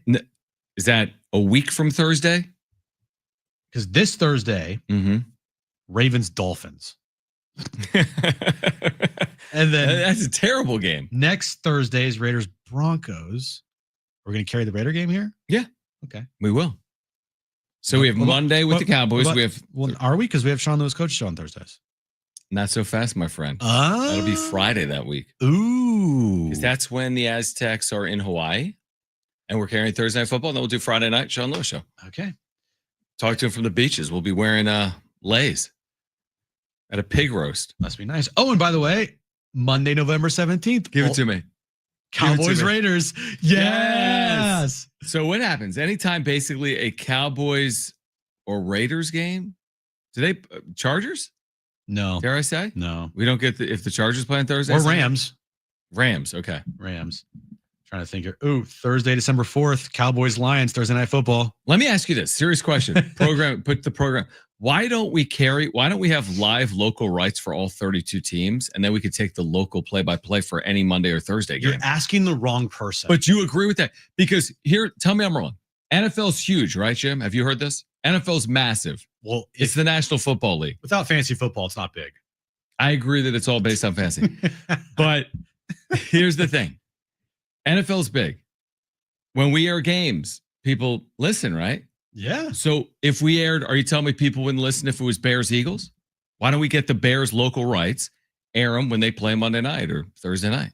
Or the Eagles local rights? I'm not the right person to have this conversation with because I agree with you. Okay. But isn't that interesting? Because we have local rights for 4 or 5 teams. Yeah. Because in the West, you got like Cowboys or Rams or Raiders, whatever. Yeah. Well, work on that. Work on 2026. I want you. No, I want you to work on it. You want me to work on that? I want you to work on it for 2026. I might, honestly, because I feel like that's like my grand plan. Because back in the day, we used to air Monday and Thursday Night Football on Extra 1360. The great station. The station that was. Station that is still now is. We don't. No, I know. That sucks. But we air some games. I don't know. What a cake schedule. Mondays and Thursdays getting off at 4:45 every single No, week. It was early. When I want to say when the Loose Cannons was up. What time did that show end, the Loose Cannons, on Monday and Thursday? 4:45. Was it 4:45? Or was it earlier? No. With the Westwood cover. It might have been 4:30. Right? It depends if it's Raiders or Chargers. No, but even back in the day, when I'm going back like 7, when I first got here, when Steve and Costa were doing the afternoon, when they were off every Monday, Thursday, was it differing the time, or was it every Westwood One broadcast we would leave at the same time? Every Westwood, I remember that because every Westwood One broadcast left at the same time because I was a part of that. Yeah, we carry the pregame. It was like 4:30. What's the guy's name that does like the Macy's halftime? Oh, with like Tom Brady. Oh, you guys are both, Jim Gray. Yeah. One of them was 15 after, one of them was 20 after. Okay. But yeah. So anyway, you're right. I want that schedule. Okay. I want the show to start at 3. I want to carry Monday, Tuesday, Wednesday, Thursday, Friday Night Football at 4:15. Well, John, you can. I might work on that. You should work on that for 2026. I mean, I'm serious. Like, if Chiefs Commanders was on the station tonight. Yeah. Great. Yeah, for us, for you and I. Chiefs roll. Anyway, long way of saying Chiefs roll tonight. Well, I just think that when you drive around, you want to turn on the game. What happened to your Niners? They're all hurt. I don't know what else. No. What happened?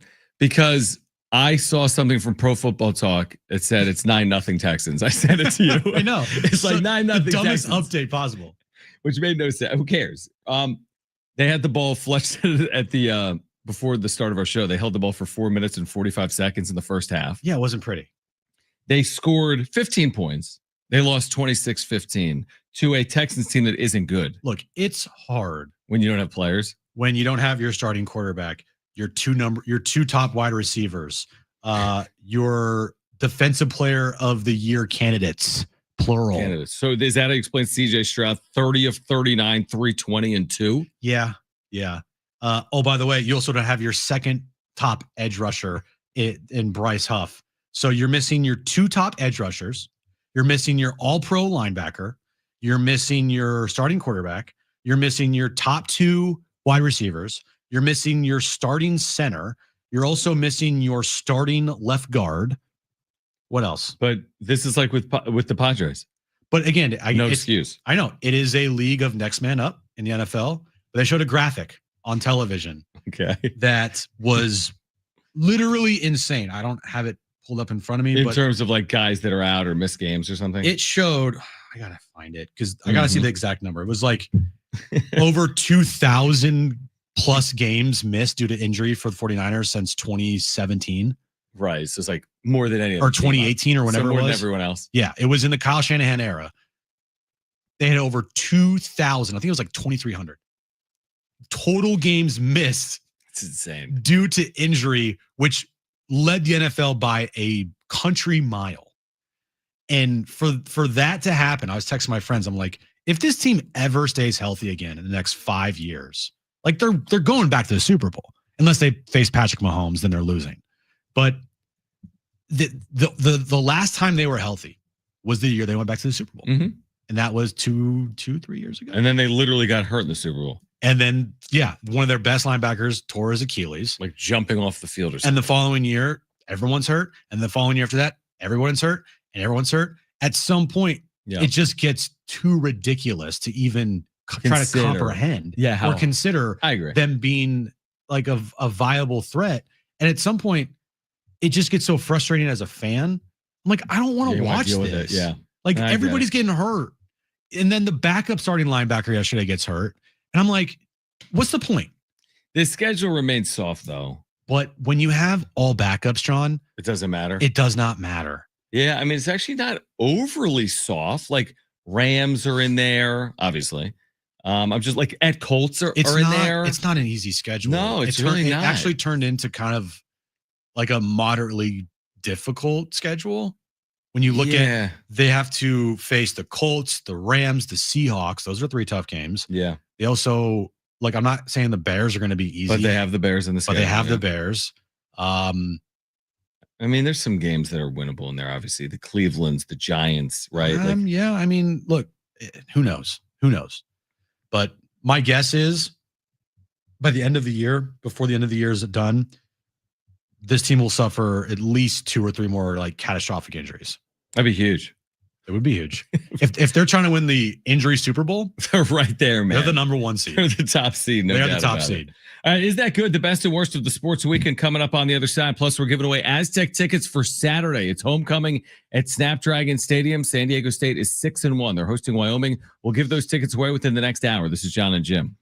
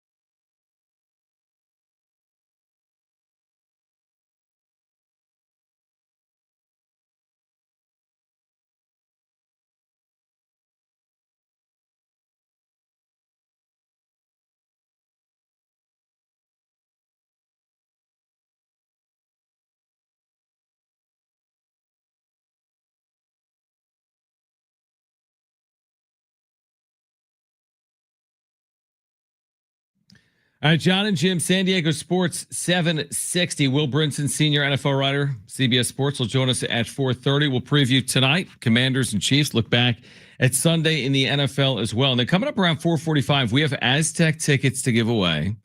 This is for Saturday at 4 p.m., a game, of course, you can hear on San Diego Sports 760. The Aztecs are 6-1. Is that good? I feel like I have more to say, but they're 6-1. But I'm just thinking. We're about to do Is That Good? And we're about to do Is That Good? So actually, good segue. Let's get to it, Brown. Is that good? Wilcox, snapper, Huber, holder from 29 yards away. Oh, he missed it badly. Kick on the way. Boswell. That's a winner. The good and bad from the sports weekend. So that was one of mine. I feel like if you're bowl eligible to the first 7 games of your season, that means you're having a good year. You're 6-1 on the year. You have one of the best defenses in the country. Don't sleep on the offense either, even though they didn't play particularly well at Fresno State. They definitely have improved from last year. It's 100% improved. Absolutely. They've proven that at moments they can look like one of the best offenses in just the Mountain West Conference alone. Special teams has been fantastic all around. It's a long-winded way of saying, Brent, is that good? It is good. All right, I will. I'll double down there to start with their defense specifically. We mentioned this earlier. They are second in the nation among all programs in FBS in points allowed per game. They're allowing 10 points per game. Think about that. They've allowed 73 points in 7 games, 36 of them in 1 game, in fact, at Washington State. The other 6 games, they've allowed 37 points in 6 games. So this defense, I mean, listen, you think about some of the great defenses in San Diego State history. This is right up there. Is that good? It is good. Yeah. I looked at the stats the other night. I think you really texted me. Like, are they second in points allowed in America? Well, I was looking at Ohio State.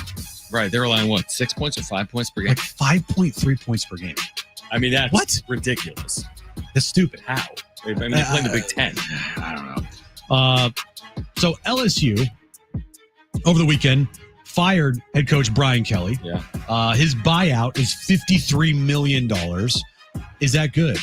It is good. Brian Kelly, it is. 53 mil? Now you have Brian Kelly, James Franklin, and who was the coach of Oklahoma State? I forget. Mike Gundy. Mike Gundy. If you added up all 3 of those coaches' buyouts, you're around $200 million in total buyout money. Billy Napier at Florida. There's a ton of jobs open. Why are these schools doing this? Having such big buyouts? This is so that's stupid. a better question. This is so stupid if you're the university that's hiring these coaches and you give these coaches this big of a buyout, because it can fail pretty quickly. Yeah, like in 3 weeks. And then you're on the hook for $50+ million for a coach that you just fired. It doesn't make sense. It does not make sense at all. I agree with you. My second one goes back to what we were talking about earlier. Victor Wembanyama, listen to this. He's awesome. Is that good? I love him, man. I love watching him play. I really do. I think, remember, you think Spurs, what do you think? The least sexy thing ever. He is the most sexy. He's awesome. They're fun to watch, dude. Awesome. I do love Victor. Fun to watch. I do love me some Victor Wembanyama. Finally, SDFC won their first ever playoff match in club history last night. They won their first playoff home game. Brent, is that good? It is good. You know, I didn't go to the match last night, but I just watched it on Apple TV. Okay, did you go? I have a child. Soft. But the atmosphere was incredible. It was packed. It was a complete sellout. I watched the entire game. I watched the entire game. I had Darren and Adrian, which the cool feature on MLS or Apple TV Plus is you can have the local broadcast. Like MLB.TV. That is cool. Of the home team. Yep. Only the home team, I think. Oh, you can't. Oh, that's interesting. Yeah. Like MLB.TV, you can choose home road. Right. You can choose Spanish, English. Yeah. You can do. I'm pretty sure you can only do home. It's still awesome. But I had Adrian and Darren on during the match and watching on television. It was a great watch. SDFC should have won that game FCSC or FCFC? SDFC. Okay. I don't know what I said. SDFC should have won that game 5-1, 4-1. Nobody's going to remember. No, I know. And that's the thing is, it doesn't matter in the postseason. Yep. It's survive in advance. It doesn't matter if you win 2-1, 1-0, 7-1 in the shootout. It doesn't have to be pretty. There's no style points here in soccer. Just survive in advance. Now, this is at the best of 3, so you have to go back on the road here, and they're a fantastic road team. Last road game of the year, they won at Portland 4-0. So hopefully they can finish it off on Saturday night and advance to these semifinals of the MLS Cup in the Western Conference. Yeah, and by the way, if they do that, you brought up this point. If they do advance to the semifinals in the Western Conference, they would have a 3-week break. If they win the series in 2 games, they wouldn't play again until the weekend before Thanksgiving. They would go from like November 1st to the weekend of November 22nd. But that's just a long break in a postseason. And Brent, if you could pull up the Mikey Varas sound real quick. So the biggest question of last night was going to be, was Chucky Lozano going to be available for SDFC? And the answer was no, right? The answer was no. He was not available. He was not even a reserve for the team. He was in street clothes for the match. It was a big talking point. And if they lost last night, all anybody would be talking about today would be, hey, why didn't they have Chucky Lozano? Mm-hmm. Could have used him, but thankfully they won. And so there's nobody really talking about that. And so now the status of Chucky going into Saturday's match was asked to Mikey Varas after the game last night. And this is what Mikey Varas had to say. 1 game in, 1 more to go to advance. Chucky Lozano's status is the big question for everyone. Will that status change ahead of game 2? Yeah, like we said, we've been taking it week by week, but speaking with Irving, we've seen what we need to see, and as long as there's no setbacks this week, he should be back with us. Thank you, Mikey. Thank you. Appreciate it. All right, so I mean, this goes back to like can you win a World Series without this player? Can you win a championship without this player? This guy's obviously an extremely impactful piece. Yeah, they've proven they can win without him. He only played 22 matches this year. They just won last night. They won 4-0 in Portland without him. But let's be honest. You want your best players available to you. Because imagine, even if Chucky, say he didn't start the match, imagine having Chucky as a substitute in like the 70th minute. Right. You're like, if it's like a tie game, like if it's 1-1 in the 70th minute, like, oh, by the way, we got Chucky on our bench. Like that is such a massive weapon just to have Chucky either in the starting lineup or as a reserve. And they didn't have him last night. And look, like I said, they should have won that match 4-1. They should have won going away. They just had so many opportunities that they just couldn't capitalize on, but luckily they capitalized on enough opportunities. And the red card definitely helped, but it doesn't matter how they won or the score of the game. All that matters is that they won. Listen, if they're fortunate enough to play in the MLS Cup or like in a Western Conference final, when you're playing a team like Minnesota, who's had a good year, Vancouver, LAFC, Miami, Philadelphia, they're going to want Chucky Lozano available to win at the highest level. If he's not available for like an MLS Cup, you're going to need him to win at the highest level, presumably. All right, the wrap is on the other side. We're giving away Aztec tickets as well in the 4:00 hour. Plus, Will Brinson, senior NFL writer for CBS Sports, will join us at 4:30. Here until 6 is John and Jim.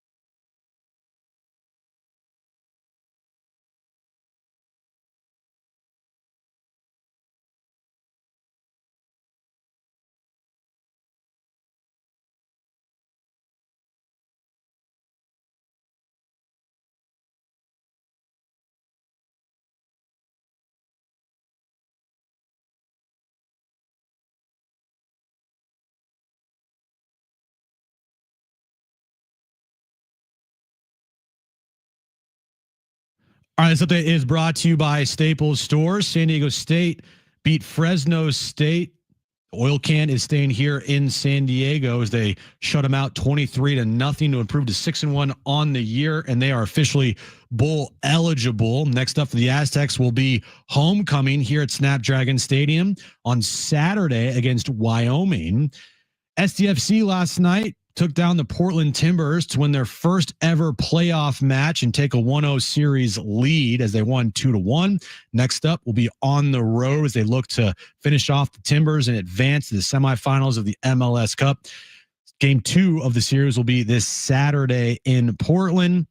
And tonight, Game 3 of the World Series. Also, we have Monday Night Football. We also have NHL. We also have NBA. We also have MLS playoffs. It is a sports equinox. Speaking of basketball, tonight at 7:30, we have the Lakers and the Trailblazers right here on San Diego Sports 760. Your local Staples has hot deals and super low prices throughout the store on everything for your business. And right now at Staples, save up to $125 off your print order. Exclusions do apply. Visit staples.com/print for details. Ends November 1st. Plus, save even more with the Easy Rewards program. Staples. A statement from the Scarlet and Black. 23-0 San Diego State. Oil can coming home. The Aztecs are bowl eligible, and homecoming's next weekend at Snapdragon Stadium. But they want more. Plus, SDFC handles their playoff business. Luca floats it back to the middle. Andres golazo.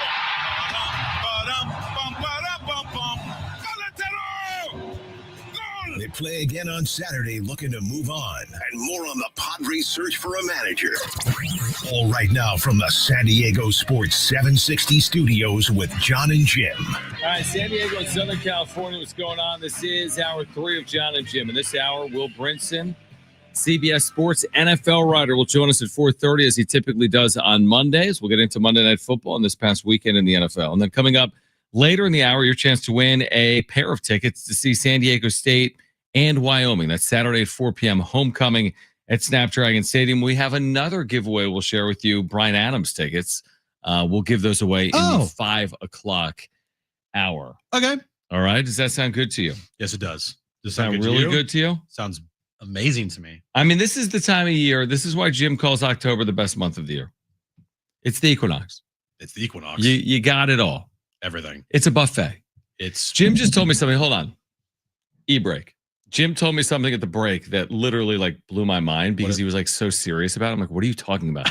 He's like, I really want to make pizza. I'm like, yeah, it sounds good. He's like, no, I want to make pizza. I'm like, okay, make it. He's like, no, like for a living. Like, no, I'm going to master pizza. I'm like, it's just like some circle with sauce and cheese. What do you mean you want to master pizza? There we go. So I have gone down the pizza making rabbit hole on TikTok. For whatever reason, the algorithm has chosen me. Because that's like who you are. Yeah. I think I watched one video of like someone making homemade pizza. I follow this guy called the Dough Guy. He's actually a Padres fan. He wears Padres hats and he was at Barstool like 6 months ago and he had his pizza reviewed and it was a homemade pizza and they said it was great. And so I was like, this is interesting just because of how easy it looked, yet it's also a little bit of an art, like making the dough, making the dough right, having the right ingredients, like the right tomato sauce, like the right cheeses. You have to have the right stone to put the pizza on in the oven to make sure that the undercarriage is nice and crispy and those soggy. The undercarriage? Yeah. The under of the pizza. Or you can just buy a pre-made crust and then just make it that way. Do the cauliflower. Yeah, I can't. You throw that in the oven? No, that's 12 minutes. That's disgusting. Throw it in the trash. No, what? Now, what do you mean? Here's the thing. Tell me if I'm wrong. All this time, okay, you're making this great pizza. You're using this great dough and got the perfect sauce. And man, this cheese is great. Okay, and what is it? 8% better than like buying DiGiorno's? 8% better? Yeah, it's subjective. I mean, you're going to taste it. Are you going to like explode with excitement? Maybe. When we eat pizza, we're like, oh, it's good. Pizza. But you can be the type of person that doesn't care if you have Domino's or, some of the best pizza in the world. In the world. But forget that. But let's say a pizzeria in San Diego. Okay. Let's say I'm not even using a name, but you pick up, it's a local pizzeria. Yeah. You pick it up, $20, whatever. You bring it home. Oh, it's good. That's our local joint. We like it. $20, yeah. Now, or you go home, you buy the ingredients, you spend the hour, you do it. Why? Is it that much better than your local pizzeria? I don't know. Is it enjoyable? Is that why you're doing it? Because you enjoy the process. I think you're right. That's what I'm trying to get to. I think that the process of making something and accomplishing something there we go. And it tasting good. Like when because I cook all the time at home. Yeah. And there's some nights where I'm making food and I'm just like, whatever. Like I'm like, I don't want to do this. Like, I want to make another salmon bowl, like whatever. Mm-hmm. Or there's some nights where I make food like you're like that I'm excited. Yeah, like this is gonna be good. And then when I make it and I eat it, I'm like, oh, this is really good. No, I respect that. Like if you're telling me that the passion is more the making of food, as in it's not even specific to pizza, because you might make something else. You're like, this is great. Like I made this meal, but now you're down this pizza rabbit hole. I am down. Are you considering opening gyms worldwide? No. This has nothing to be popular. This is a passion project. This has nothing to do with like future endeavors. This is not a like light bulb aha moment where I'm shifting my entire career of like. That'd be amazing. I'm going to make pizzas for a living. That'd be amazing. I'm going to turn into the pizza guy. Have you yet made one recently at home? No. In fact, I have never made a pizza from scratch. When do you think you'll get to that? Soon, because if I don't get to it soon, I'm just going to forget about it and move on. No, you're not, because you got the algorithm and you're into it. Right, but once the algorithm goes away and I don't constantly see pizza on my timeline, especially people making pizza. Is Aaron like a big pizza person? I just pulled up my TikTok. First thing I have is pizza. But like, is Aaron like a pizza eater? Pizza. I guess everyone's a pizza eater. Yes. Like, is she clamoring for you to make pizza, I guess? Here's the problem there. Okay. Here's the problem. So, because of Aaron's recent health issues. Okay. She can't eat pizza?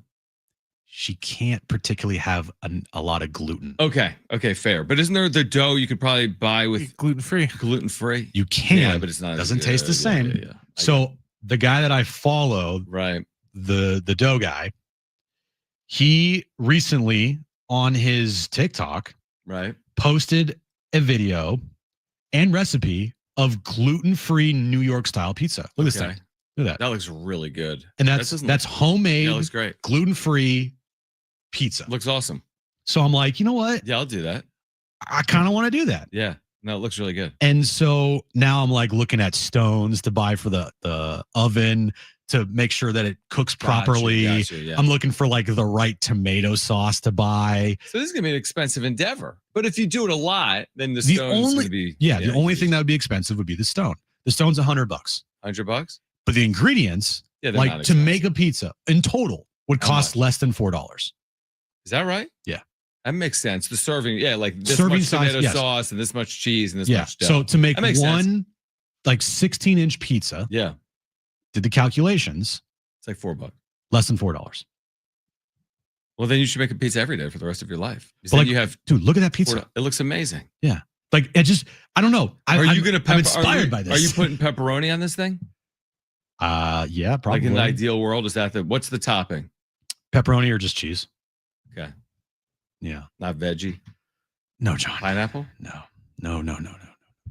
So look, he's wearing a Padres hat. So is that Doughboy? That's Dough Guy. Dough Guy. The Dough Guy. Yeah, that's cool. So I don't know. I've been watching his recent. I just stumbled across his page and I'm like, okay, I gotta do this now. Cause like the pizzas he's making are all homemade and they look restaurant quality. If he can do it, then I mean, I can do it because I like cooking. This is what happens when the Padres lose in the first round. I know. I become a pizza enthusiast. Like if game 3 was tonight, I don't know if we're talking Dough Guy. We're not talking Dough Guy. If game 3 tonight is at Petco against the Blue Jays, I don't know if we're talking Dough Guy right now. Like, look at that. You would eat that, right? I would absolutely eat that. I'm absolutely eting the pizza you're making. So I was talking to Erin about this last night, and she looked at me. She was like, "Okay, Jim." Because of gluten? No, it's not because of the gluten. But she knows me. When I have an idea, I go down a rabbit hole. It's all I think about. I obsess over it. I got to do it. And then I'll do it one time I'll get it out of my system and I'll probably be over it. But I just need to make a pizza because I've been obsessing over it for the last like 3 days now. And I need to get out of my system. And if it turns out to be amazing, well, then I've unlocked a new like item to make for dinners. Are you over cards? Because I'm just as all in as I was when I first got reintroduced to them 6 months ago. I'm not over cards, but I am not in a obsessive card stage as I was like maybe 6 months ago, 3-4 weeks ago. In just 3-4 weeks, yeah, everything's changed. Well, he's the pizza guy. No, not because of the dough guy. Just in general. Just in general. Okay, but that doesn't mean that I still am not going to be purchasing cards in the future. I absolutely will, because I am also a weirdo and I'm trying to complete which what is called a set. So like I have to collect every single card from a certain set, and I have not done that yet. What do you think's in this box? Oh my God. Way to bury the lead. What do you think's in this box? Way to bury the lead. How did you not?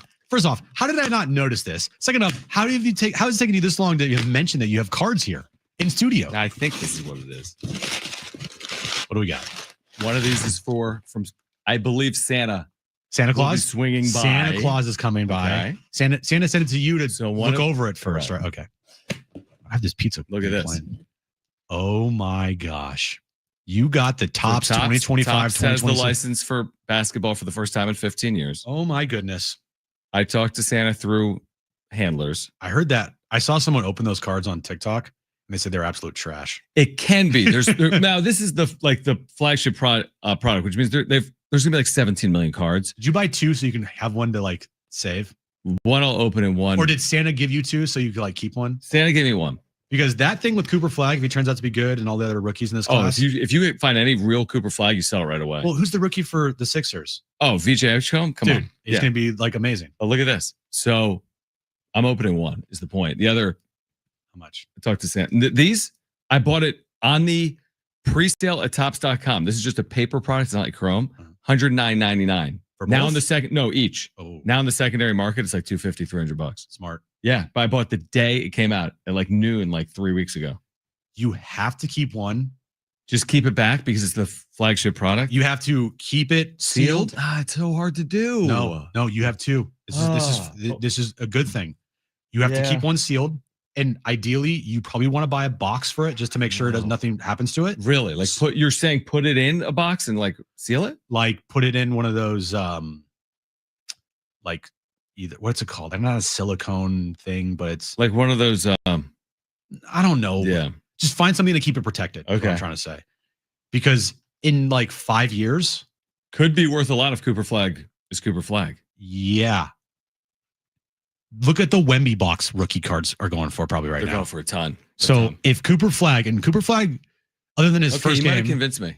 Cooper Flag's going to be really good. Maybe Santa didn't swing by. And it's not just Cooper Flag. It's Edgecombe. It's Harper for the Spurs. Who else? Oh, yeah. Ace Bailey. Yeah. You got top 6. You got some good rookies in this class. I agree. Led by Cooper Flag. The hype on Cooper Flag is unbelievable. You have to keep one of those because if you bought it for $109.99. That thing they're already going for $250. That thing in 5 years, if Cooper Flag turns out to be like a multiple-time All-Star and Edgecombe and everybody, right? Yeah. $1,000. But now I got to wait 5 years. So? And I won't be chasing the hobby exclusive Black Rainbow Parallel that it says on the side. Put it in a box. Put it in. I kind of agree. Put it in your closet and forget about it. That's the best thing to do. That's the best thing to do. I agree. And you have 2 of them, so you can get your fixation of opening a box with first one of them. Yeah. Yeah, but what about Santa? Well, Santa is going to give 1 box to you and Jones. Fair. All right, the wrap on the other side. Will Brinson will join us at 4:30. It's John and Jim.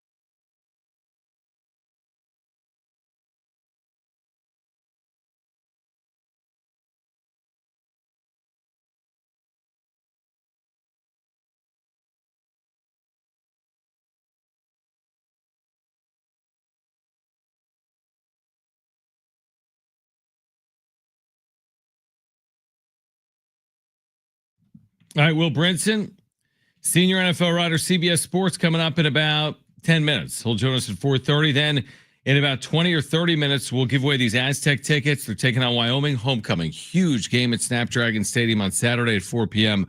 We have a pair of tickets. We'll give those away around 4:45. These next two games for the Aztecs are so important because you want to get to that Boise game here, 7-1, or tie with Boise in the conference.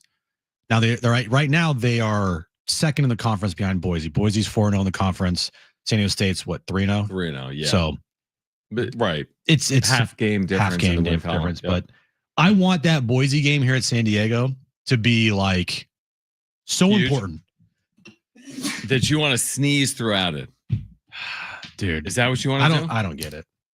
What, you don't? I don't know how that sneeze just came out of nowhere. I'm fine, and it's just like, nope, you're gonna sneeze. What is going on? What's happening? Can I tell you what happened today? Sure. Kristen had a carpet cleaner come over. Why? To clean the carpet. Okay. No, yeah. Okay. But like, was your carpet dirty? Yeah, it's a carpet. I don't even know if you've ever. Now she ruined it. Literally, she texted me. She ruined it. So this carpet. It's just like a throw carpet, like that goes under a couch. Oh, so it's a rug. I'm sorry, a rug. A rug. I'm like, you don't have carpet in your house. No, we don't. A rug. And the rug we hadn't been using because it was from when we had our dog Sully, but he passed, and like the rug was like dirty from like him, and like smelled. He was sick towards the end of his life, so she's like, "Well, let me get it cleaned." I'm like, "That sounds like a good idea." The whole thing was, I was there for some of it nights ago. The whole thing was like it was a little shady. Whoa! Like, why? How much do you think it should cost to clean this carpet? Not a lot. Yeah, it costs like $200. Shut up. I'm like, we could have bought. How much did we spend on this? You should have bought a new carpet. That's what I'm saying. Why didn't we buy a new carpet? It's not even a carpet. Look at it. That costs $200 to clean? Yes. Now, let me see the before. Do you have a before? No. This is when it's your mistake. The carpet cleaner cleaned it, and then Kristen just did something, and she said she ruined it because she wasn't like pleased with the job. We spent $200, and she didn't even like what was done. Dude, is there not always something? There's always in life. There's always something in life. I'm telling you, man. Wait, just buy a carpet. You could buy a carpet for like $150. Should have bought one. I mean, it's a nice carpet. It's nice. We've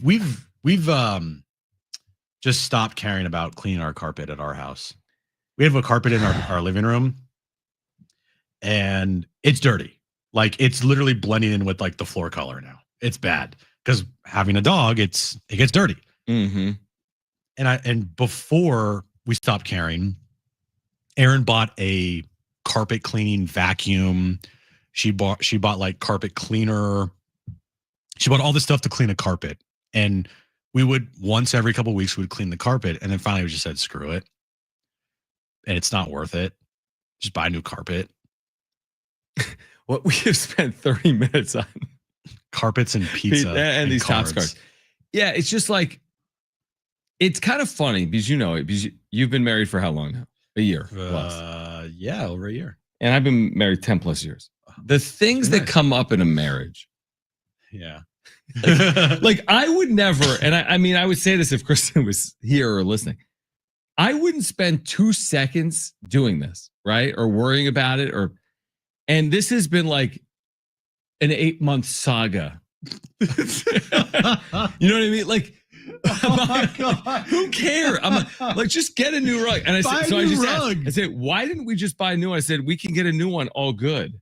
It's just because I like this one.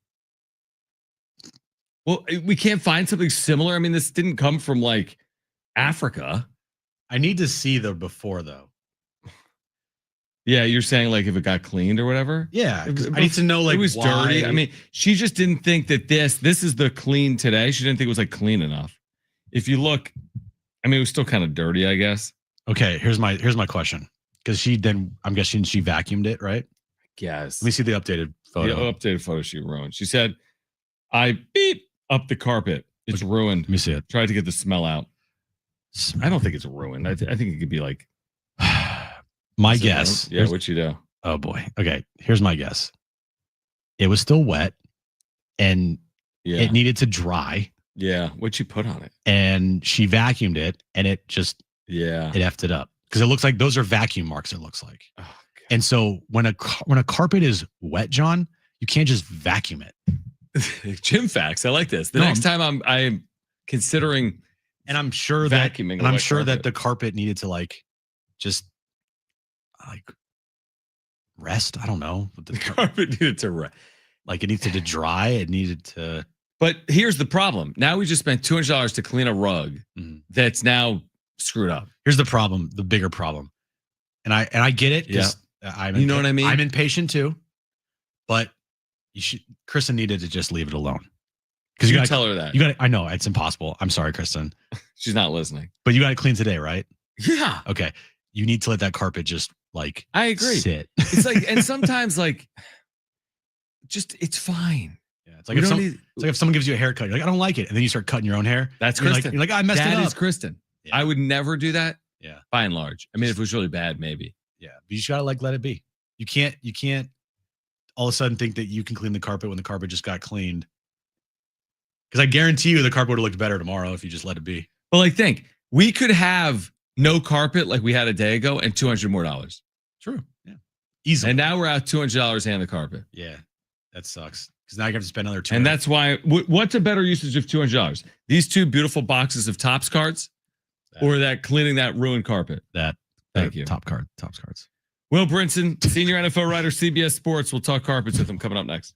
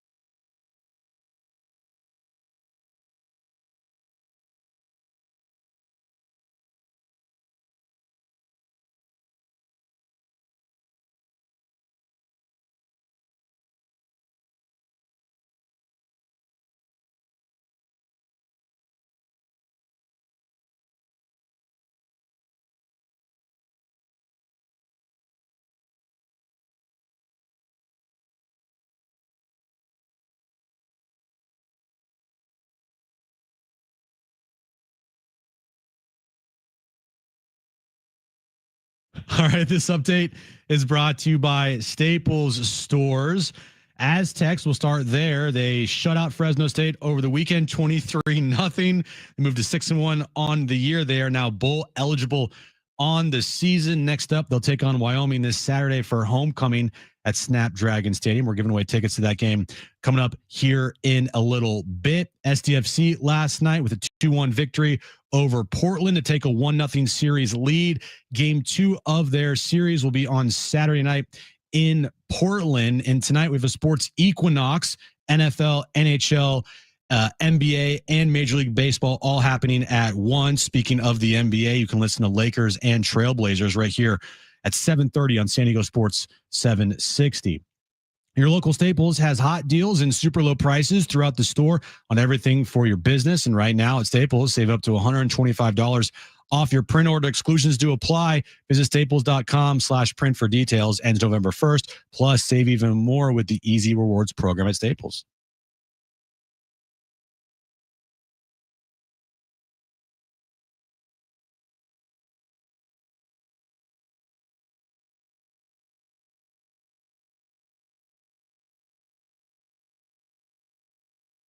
All right, Will Brinson, senior NFL writer, CBS Sports, will join us momentarily. He'll get us ready for this massive game tonight in the NFL, Jim. Chiefs Commanders from Arrowhead. Chiefs have played well. The Commanders are without Jaden Daniels. Winner moves on to week. So that both teams will move on to the next game. Yeah. But look at the AFC real quick. Like Colts 7-1, Broncos 6-2. Mm-hmm. All right, there's some like I did not new see blood up there. I did not see the Colts being maybe the best team in the NFL this year, and I also did not see the Patriots being as good as they are right now, with Drake May being one of the better quarterbacks in the league. Let's talk about the AFC. Let's talk about Monday Night Football more with Will Brinson back with us on John and Jim, senior NFL writer for CBS Sports. We're just kind of talking about the state of the AFC, but we started, Will, with Chiefs Commanders. So obviously this game's going to get underway within the next 30 or 40 minutes. Is this going to be, in your opinion, are we expecting this to be a good game or not really with Jaden Daniels out? Yeah, I mean, it's one of those where, look, it's the NFL. We saw Snoop Huntley beat the Bears after the line moved a ton. As you guys mentioned, the Colts are really good. The Patriots are really good. So, like, yeah, anything is possible. I mean, my sense of it, and I mentioned the Circa. We picked 5 games against the spread. We leaned heavily this week into heavy favorites, right? You had it's just good teams. This seems to be maybe like a time of the year where the really good teams can kind of pull away. And I think the Chiefs specifically looked so good last week that I wouldn't be shocked at all if they continued to say, and we've got the Chiefs in our thing, if they continue to say, you know what, we got Rashee Rice back. We are clicking on all cylinders. We feel like, through 5 weeks, maybe we weren't the best football team, but now at the mid-season point, we can start to kind of ramp up and really put on a display offensively. And I just think that's entirely possible tonight. If that's the case, it's going to be hard for Marcus Mariota to keep up if the Commanders' defense can't slow them down. It's a full complement of weapons out there, I think, but we'll see a lot of scoring. I just feel like we could easily get to a point where the Chiefs are up 14 early in the second half. And when that happens, Andy Reid is one of the best coaches ever, taking the air out of the ball, pounding the football, converting every third down with Mahomes and his legs, and just the play calling he pulls off, and you just see a lack of points, and him sort of squeezing a team like a boa constrictor. And I feel like with a backup quarterback, we could end up seeing that Chiefs win by like 14-17. I also mentioned the Patriots as being one of the better teams in the AFC. I'm looking at the remaining schedule here, Will. They play the Jets 2 more times. They have the Giants on their schedule, the Dolphins. They're already 6-2. They're leading the AFC East. Drake May has come on the scene as kind of one of the better quarterbacks in the league right now. How real are the Patriots in your opinion? Yeah, I think the Patriots are legit. I watched Drake May play a lot in college. He played in Carolina. Never beat NC State, by the way. No big deal. Just got that out. Yep. And he never really won like the big games when he was at Carolina. But I think you can kind of look at Drake May and say, okay, like Mac Brown's a good coach, but never gotten past 7 to 8 wins or whatever it was there. And then last year, just disastrous coaching. Now you get Mike Vrabel, who had the Tennessee Titans with Ryan Tannehill as the number 1 seed in the AFC just like a few years ago. You get Josh McDaniels, who, for all his foibles as a head coach, has been an incredible offensive coordinator with Tom Brady over the years. And so he knows how to work with generational talent and is lucky enough to now have landed potentially 2 generational talents at quarterback with the same franchise. And I just think Braves gets this team coached up in a way. And the Milton Williams signing in the offseason looks like an incredible move by them. So I think the Patriots are very much for real in the sense that they have a really good ascending young quarterback who can push the ball down the field and has got a great grasp of this offense. They have, some skill position guys, Hunter Henry, Stephon Diggs, and Kayshon Boutte, who, it's not, it's not the 2007 Patriots, but it's good enough, and they have talent running back. And then, defensively, they can stop the run. So, yeah. And by the way, they turned the ball over. They lost to the Steelers in week 3, maybe. They turned the ball over twice on the 1-yard line in that game. They should really be 7-1 and just the story of the season. But so, yeah, I'm absolutely in on the Patriots being good again, which is probably hell to the rest of the world who was hoping they would be down for a couple decades after that run with Brady and Belichick. Will Brinson, senior NFL writer with CBS Sports, back with us on John and Jim. Not because the Eagles beat the Giants, but just in general, would you say the Eagles are back on track? I think we talked about this a little last week, right? And it was okay, if the Eagles do what they did in week 7 again in week 8, and then they get their bye in week 9, we probably have to take them seriously as a team that sort of figured out how to make the offense less predictable, to utilize the passing attack in a way that sets up Saquon Barkley. Tank Bigsby ran for 100 yards last week. I think, the Eagles were outgained, and they were still outgained by the Vikings 2 weeks ago, by the way. We're not outgained by the Giants, but, this is a team that won the Super Bowl, came out and was winning games in a way that we didn't think was sustainable, lost a couple games, and then changed their sort of how we view them by actually incorporating the passing game. So, yeah, I think it's all right, you show me that once in week 7, maybe it's a little fluky. You come back and do it again in week 8, and then you get to go to your bye and even tweak some more stuff and get everybody healthy. And by the way, we've seen, it feels like, and it's not like, every single bye team is covered, but man, the teams that have their byes have been, especially the good teams, Baltimore and Buffalo, the teams coming off of byes have been very impressive in terms of their ability to not just win, but cover. And I think that's worth noting for the Eagles heading into week 10, when they'll be coming off their bye and be set up really well to potentially make a similar run to what the Chiefs are doing. So in the AFC, I feel like with the Packers, Eagles, Tampa, Seattle, Detroit, LA, Rams, those teams feel like they're gonna make the playoffs. Looking at the 7 seed here between the Niners, Chicago, Carolina, Dallas, I'll throw Atlanta, Minnesota, Washington in there. I feel like all those teams I just mentioned will be fighting for that final playoff spot. As of right now, if you were to pick one of those teams, who would you pick? Yeah, I think the Cowboys. It's a good question. I mean, the Commanders got to have Jaden Daniels get healthy and be back. It's obviously a massive deal. We can see that in the point spread and how it moved, how quickly it moved. 3 or 4 points or 2 or 3 points, whatever it was, as soon as he was ruled out. That's a huge deal. The Cowboys have been really good, right? The Cowboys, Dak Prescott's been awesome, and they haven't been perfect. I mean, they have their foibles. Their defense is really bad. But I've seen the Cowboys kind of flex up in some spots, and that tends to make me think that they're going to hang around, especially with the Eagles. The Eagles just pull away in the division. It makes it a little tougher, of course, because you can't go just win the division. But I think I would probably say the Cowboys. I don't think Seattle was not that second group, right? No, Seattle right now is leading the West, so they're the 4. I think Seattle and. Yeah, and then I think we got the 3 NFC West teams in Seattle, San Fran, and the Rams. Tampa again, just because the rest of the division looks pretty bad, and just what a horrible loss by the Falcons yesterday. I mean, they've been humiliated by the Panthers on the road and the Dolphins at home. I mean, that is it's like just when you think you might know who the Falcons are, they go and do something like that. So like the NFC South looks like a one team thing.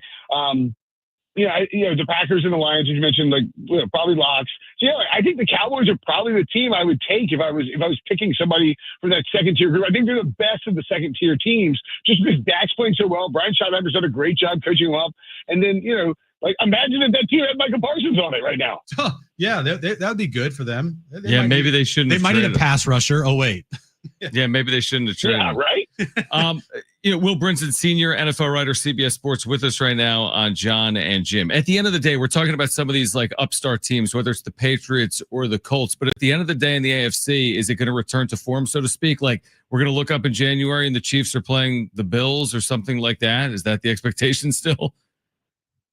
Yeah, I mean, I think there's a pretty good chance that. And look, New England's already beaten Buffalo on the road in prime time.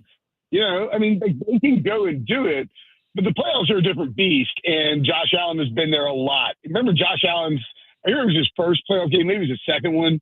He has an all-time miserable fumble against the Texans on the road in that early Saturday wild card weekend game that the Texans always play in. It's Drake May could. I don't think he's going to win MVP. He's right there in the mix at the moment, but it's I just think, he could be an incredible season, be clearly an ascending quarterback, and still at the end of the day, get to the postseason and have to go to Buffalo or even host the Bills, and it's just Josh Allen in the playoffs and he knows how to close. I do think the Bills will eventually take that division over. The AFC North is I mean, what are we doing here? I mean, the Ravens are going to win the division, but they're 2-5, which is just crazy. The Colts are legit, and then Jonathan Taylor, I think, was 40-1 to win Offensive Player of the Year before the season. Now he's minus 225. It's well deserved. He looks so explosive, and it's just been incredible running the football.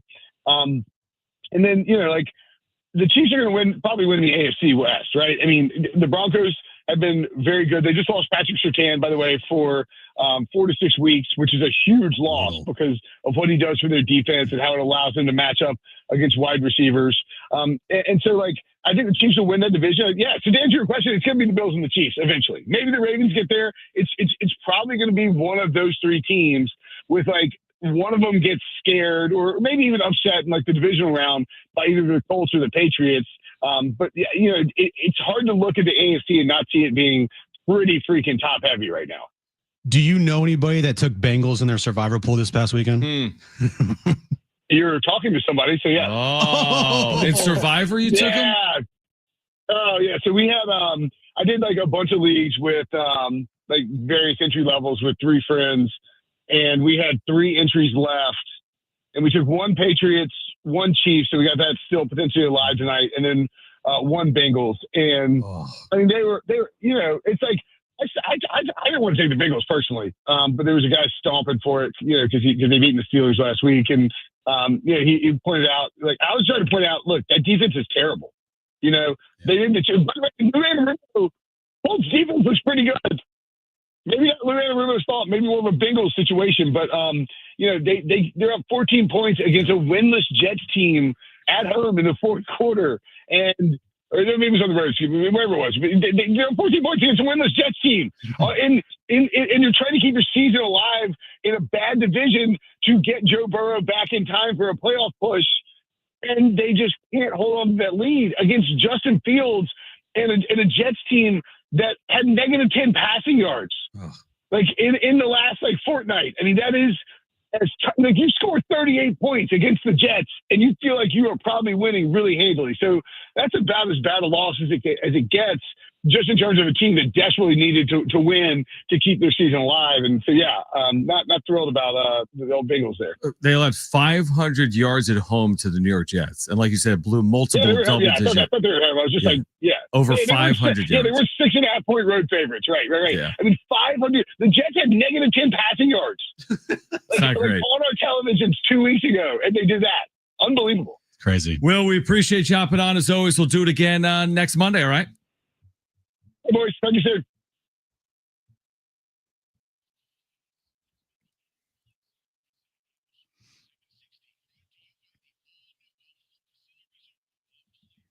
Well, I know Sammy and Fletch were pretty upset today because they had the Bengals in their survivor. I think they had the Bengals in their survivor. Well, there's always next year. Literally, in a survivor pool, there's always next year. All right, you know we're bringing back on the other side, guys? Trainwreck Radio. Oh! Trainwreck Radio is back. Call right now if you want 2 free tickets to see the Aztecs take on the Wyoming Cowboys Saturday at 4 p.m. at Snapdragon Stadium. Great giveaway. First 2 callers will be contestants. 2 free tickets to see the Aztecs, who are 6-1 at Snapdragon Stadium. Tickets are available at goaztecs.com. If you want those tickets, call 877-767-4760. First 2 callers will be contestants for trivia. The winner has 2 free tickets to see the Aztecs Saturday at 4 p.m. at Snapdragon Stadium. Call right now, 877-767-4760. That's next.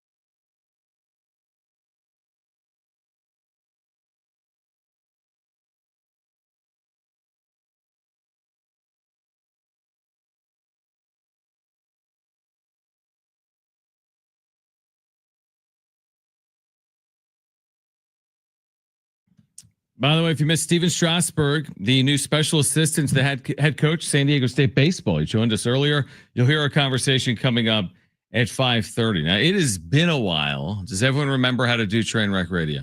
No. What you do is, it's like a trivia game. Okay. And then the winner gets 2 free tickets to see the Aztecs Saturday at 4 p.m. at Snapdragon Stadium.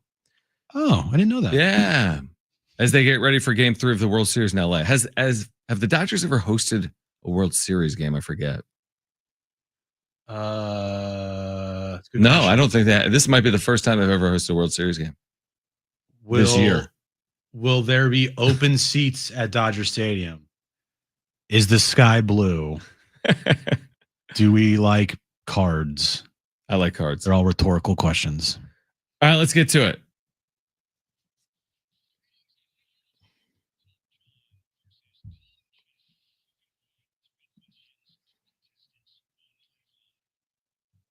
All right, 3 questions, 2 contestants, 1 lifeline. Today's 2 contestants, we have Steve and we have Mark.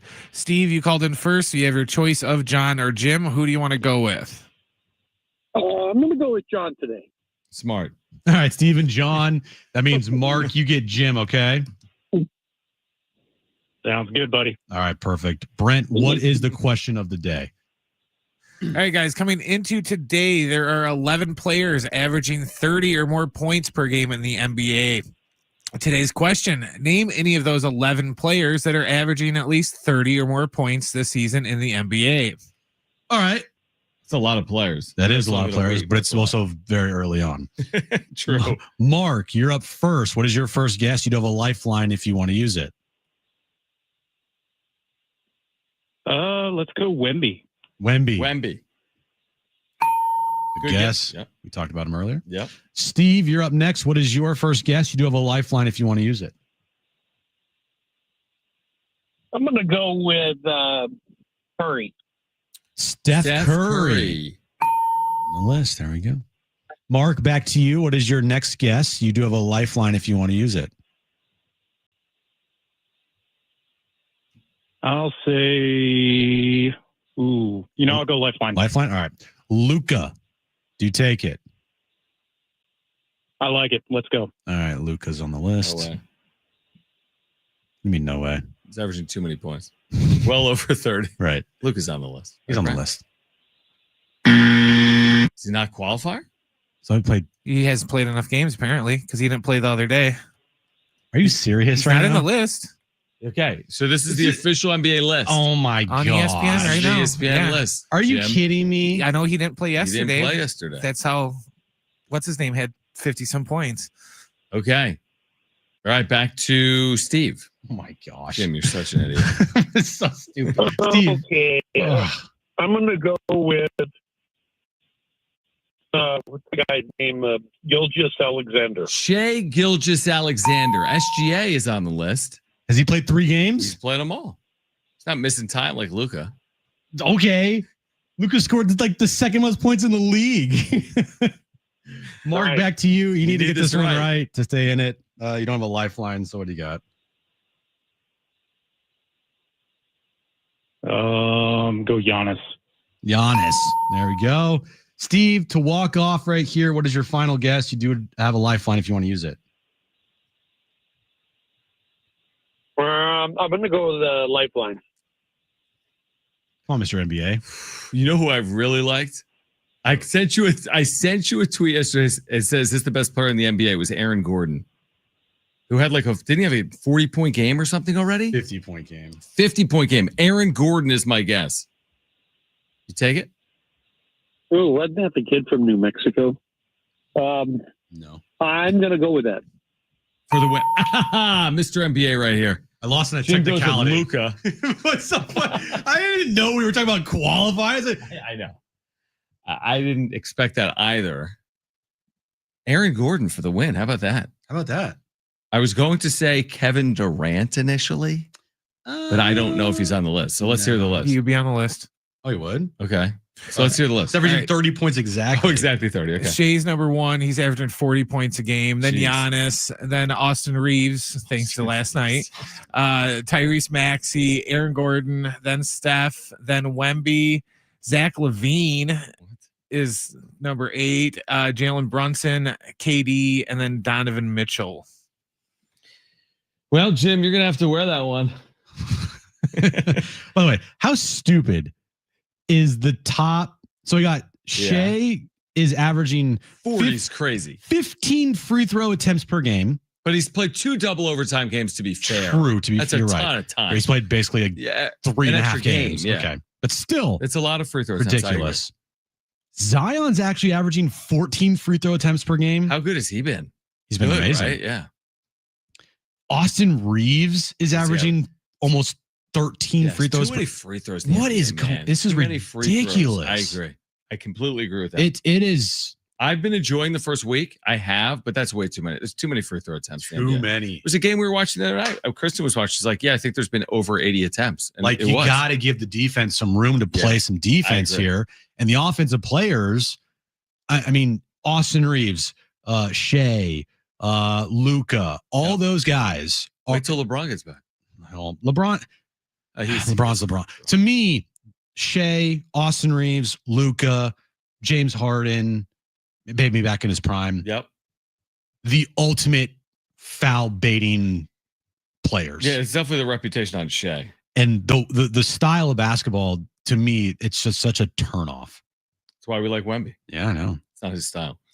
All right, on the other side, on the other side, the World Series will get underway. Game 3 from Los Angeles, plus the latest on the Padres managerial search. Plus, if you missed Steven Strasburg with us earlier, he's coming back to the Mesa, special assistant to the Aztecs head coach for the Aztecs baseball program. You'll hear that conversation coming up at 5:30, plus another giveaway in the 5 o'clock hour. Don't go anywhere. We're here until 6.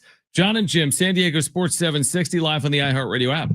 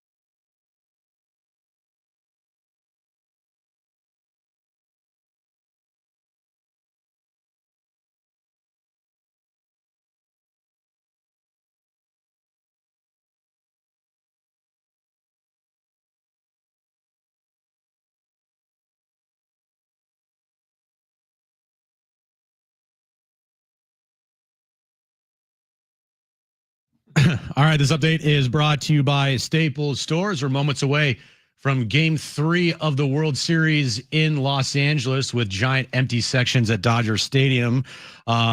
Series is tied at 1 game apiece. It's a sports equinox, so every sport is playing tonight. NBA, NFL, NHL, baseball. Tonight we have basketball here on the station as the Lakers take on the Trailblazers. 7:30 tip time. You can listen, of course, right here on San Diego Sports 760. Monday Night Football tonight. Moments away from kickoff in Kansas City as the Chiefs take on the Commanders. Your local Staples has hot deals and super low prices throughout the store on everything for your business. And right now at Staples, save up to $125 off your print order. Exclusions to apply. Visit staples.com/print for details. Ends November 1st. Plus, save even more with the Easy Rewards program at Staples. A statement from the Scarlet and Black. 23-0 San Diego State. Oil can coming home. The Aztecs are bowl eligible, and homecoming's next weekend at Snapdragon Stadium. But they want more. Plus, SDFC handles their playoff business. Luca floats it back to the middle. Anders golazo.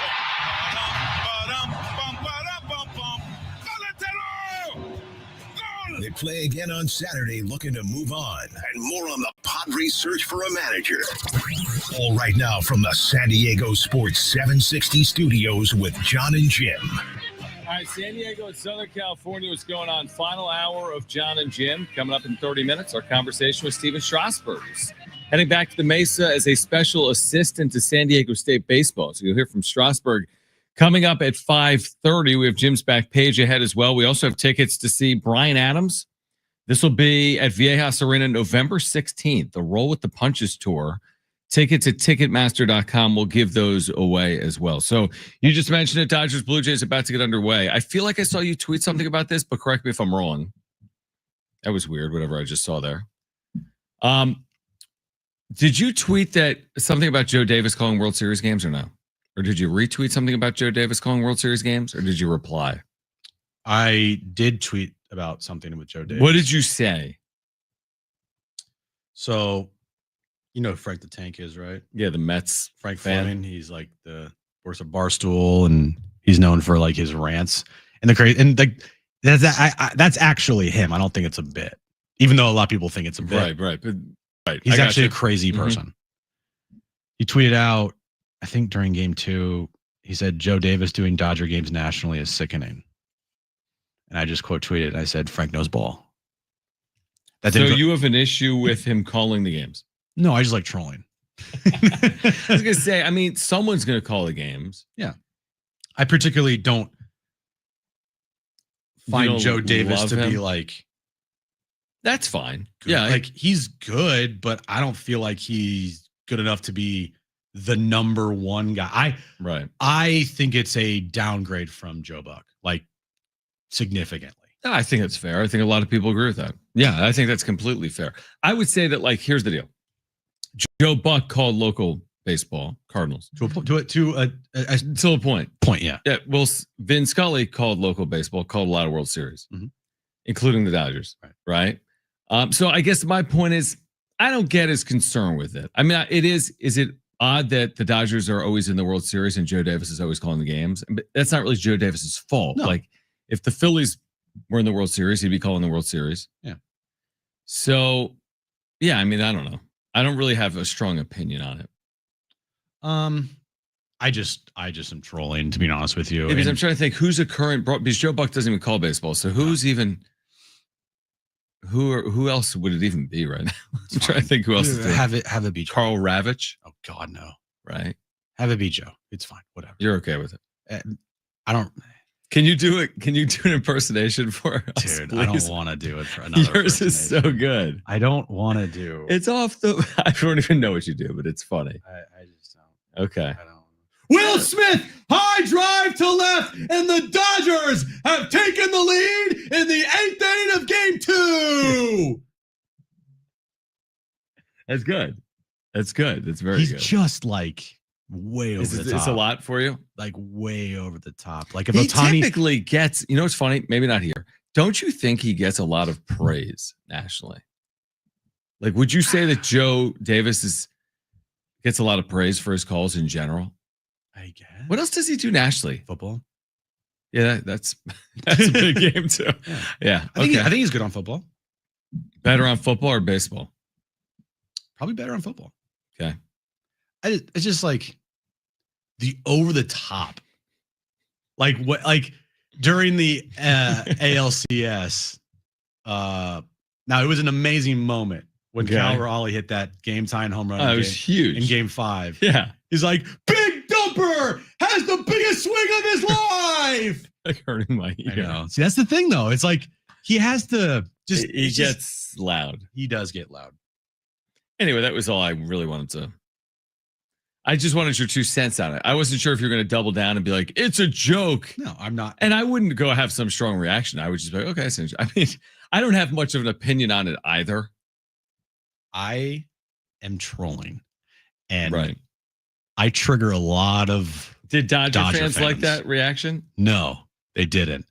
And it's funny because Dodger fans think I'm like sitting there caring and like not being able to sleep at night because they're all infiltrating my timeline. Right. I'm like, okay, whatever. There was a couple funny ones over the weekend that I actually like responded to that I was like, I actually laughed at that. Mm-hmm. But some, I just wish they would put more effort into their trolling. It's a shame. Meanwhile, as the World Series is about to get underway tonight in Los Angeles, the Padres managerial search is well underway. What team would you rather be? Let me guess. Managerial search. Let me tell you. Probably the team that's in the World Series right now. I mean, it is kind of crazy how ho-hum it's become for the Dodgers just in reaching the World Series. How many times have they reached the World Series here since 2010? Let me answer it. A ton. Well, 2 times. Let's see here. Was it 2017, 2018, 2020, 2020, 2024, 2024, 2025? It's a lot. 6 times? No, 5 times since 2017. It's a lot. It's a lot. But yeah, here locally, and it's what kind of sucks, to put it bluntly, is always down here, you're in the shadow of what's going on with the Dodgers. But when you're in the same division and you talk about resources and you talk about winning, I mean, it's kind of an interesting spot for the Padres organization to once again be in an offseason with instability, questions about resources, who's in charge, what's the future direction, what's it going to take to get over the hump. Let's just be real here. It's not a good look when your division rival is in their second straight World Series and you're looking for another manager. Exactly. That's an awful look. I don't care how it went down. I don't care what the circumstances were. Like black and white, you're looking for a new manager, your third manager in the last 5 years, and the Dodgers on the verge of winning their second straight World Series. Yeah, and you fancy yourself as a competitor to them, right? The best rivalry in sport. It's been a good rivalry. I mean, but has it? You know what I mean? Like, but has it? I mean, yes, there's 2022, but like, has it really been? If the Dodgers win another World Series, has it really been some great rivalry? No. Like, honestly. I mean, it's gone to a point where both fan bases hate each other. Right. Like vitriol hate. Right. There has been heated moments on the field between both teams this past year when Dave Roberts, pushed Mike Schilt, assaulted him. Right. And was the ultimate hold me back guy. Another one of Dave Roberts' clown tactics. But the wins and losses, it's one-sided and it's not even close. Right. So that's the only thing that matters. Yeah, that's the thing that matters. Now, again, is it when they play, do I get excited for it? Yeah, I think a lot of people do. I mean, it's the interest when the Padres play the Dodgers in the regular season, forget about the postseason, is much higher than when the Padres play anyone else. Truthfully, we see it because we see the numbers in terms of viewership or listenership. Right. With Padres Dodgers, but it's gotten to the point where it's like, how long are you going to hang your hat on Jake Cronenworth's hit? Right? I know. I mean, it's not like it's been forever ago. I mean, we're not going back to like 1988. We're not talking like, yeah. At some point, you kind of move on and be like, okay, that was great, but 2022 has been a few years. Yeah, it can't be like that. Can't be the crowning only achievement. Moment. Yeah, it can't be in the division round. By the way, too, it wasn't like to win the pennant. Good point. It didn't bring you to the World Series. No. So yeah, this franchise. Luckily, they are creating more moments as a team recently, but there needs to be more. And they've kind of gone backwards from 2022. And I just think that looking for another manager, it's just like, are they a Brian Esposito away? I mean, that's the thing. Whoever they hire, are you going to be like, there it is? They got it, man. There's Ryan Flaherty. If it's Albert Pujols, I mean, I'll be excited because I like names. I like winning off seasons. I like things that are marketable to talk about. But I mean, are we really going to be like, well, they did it? I mean, everything's changing in the National League. No, you're not going to say that. There's no way, truthfully, you're going to say that. You might say, hey, maybe this unlocks Manny. Maybe this unlocks Toddy. Like if they hired Ryan Flaherty this offseason, but they also re-signed Michael King. They re-signed Ryan O'Hearn. Absolutely. They went out and made some trades. Signed a free agent. Signed another free agent, like another second baseman or whatever. Okay, they made some upgrades maybe, or they did the things that are necessary to win. I'm like, that's cool. Yeah. Good job. That's great. But if it's hire Ryan Flaherty, make minimum offseason moves, couple trades or a couple signings, but nothing significant. Let Michael King walk. Let Dylan Cease walk. Let Ryan O'Hearn walk. Arise, Suarez. Don't upgrade any positions. Yeah, I don't need another offseason where it's all this $1 million here, 1.5 there. Yeah, don't give me this dumpster dive BS. Yeah, no, I want sizable moves, especially with the money that's come off the books, and it's sizable. You have the money. You've made a ton of money at the gate. You made a ton of money everywhere. Go out and spend money. If you're going to be at the table with the big boys, you got to spend money. And John, buddy, me? No, John Seidler, not you. Other John. John, hey, put your money where your mouth is, even though you never speak. But you've wrote a bunch of letters, and the letters have said that you want to win a World Series and you want to keep Peter's legacy alive. So go out and actually man up and do it. Hey guys, it just seems so far when you're watching the Dodgers again in the World Series in terms of the distance that has to be overcome. Maybe it's not, but it just feels that way. They were, if I know the Padres didn't trip all over themselves, they could have won. They're winning the division. I know. And the Dodgers are a 5 seed, and who knows if they're in the World Series? Probably. Yeah, exactly. Yeah. All right. More on the search. Plus, this past weekend, SDFC winning game 1 of their postseason series against Portland. San Diego State is 6-1. They've got Wyoming this weekend. Plus, at 5:30, you'll hear from Steven Strasburg, who joined us earlier. He's back as a special assistant on the Mesa for San Diego State baseball. Plus, Jim's back page is ahead. This is John and Jim, San Diego Sports 760, and live on the iHeartRadio app.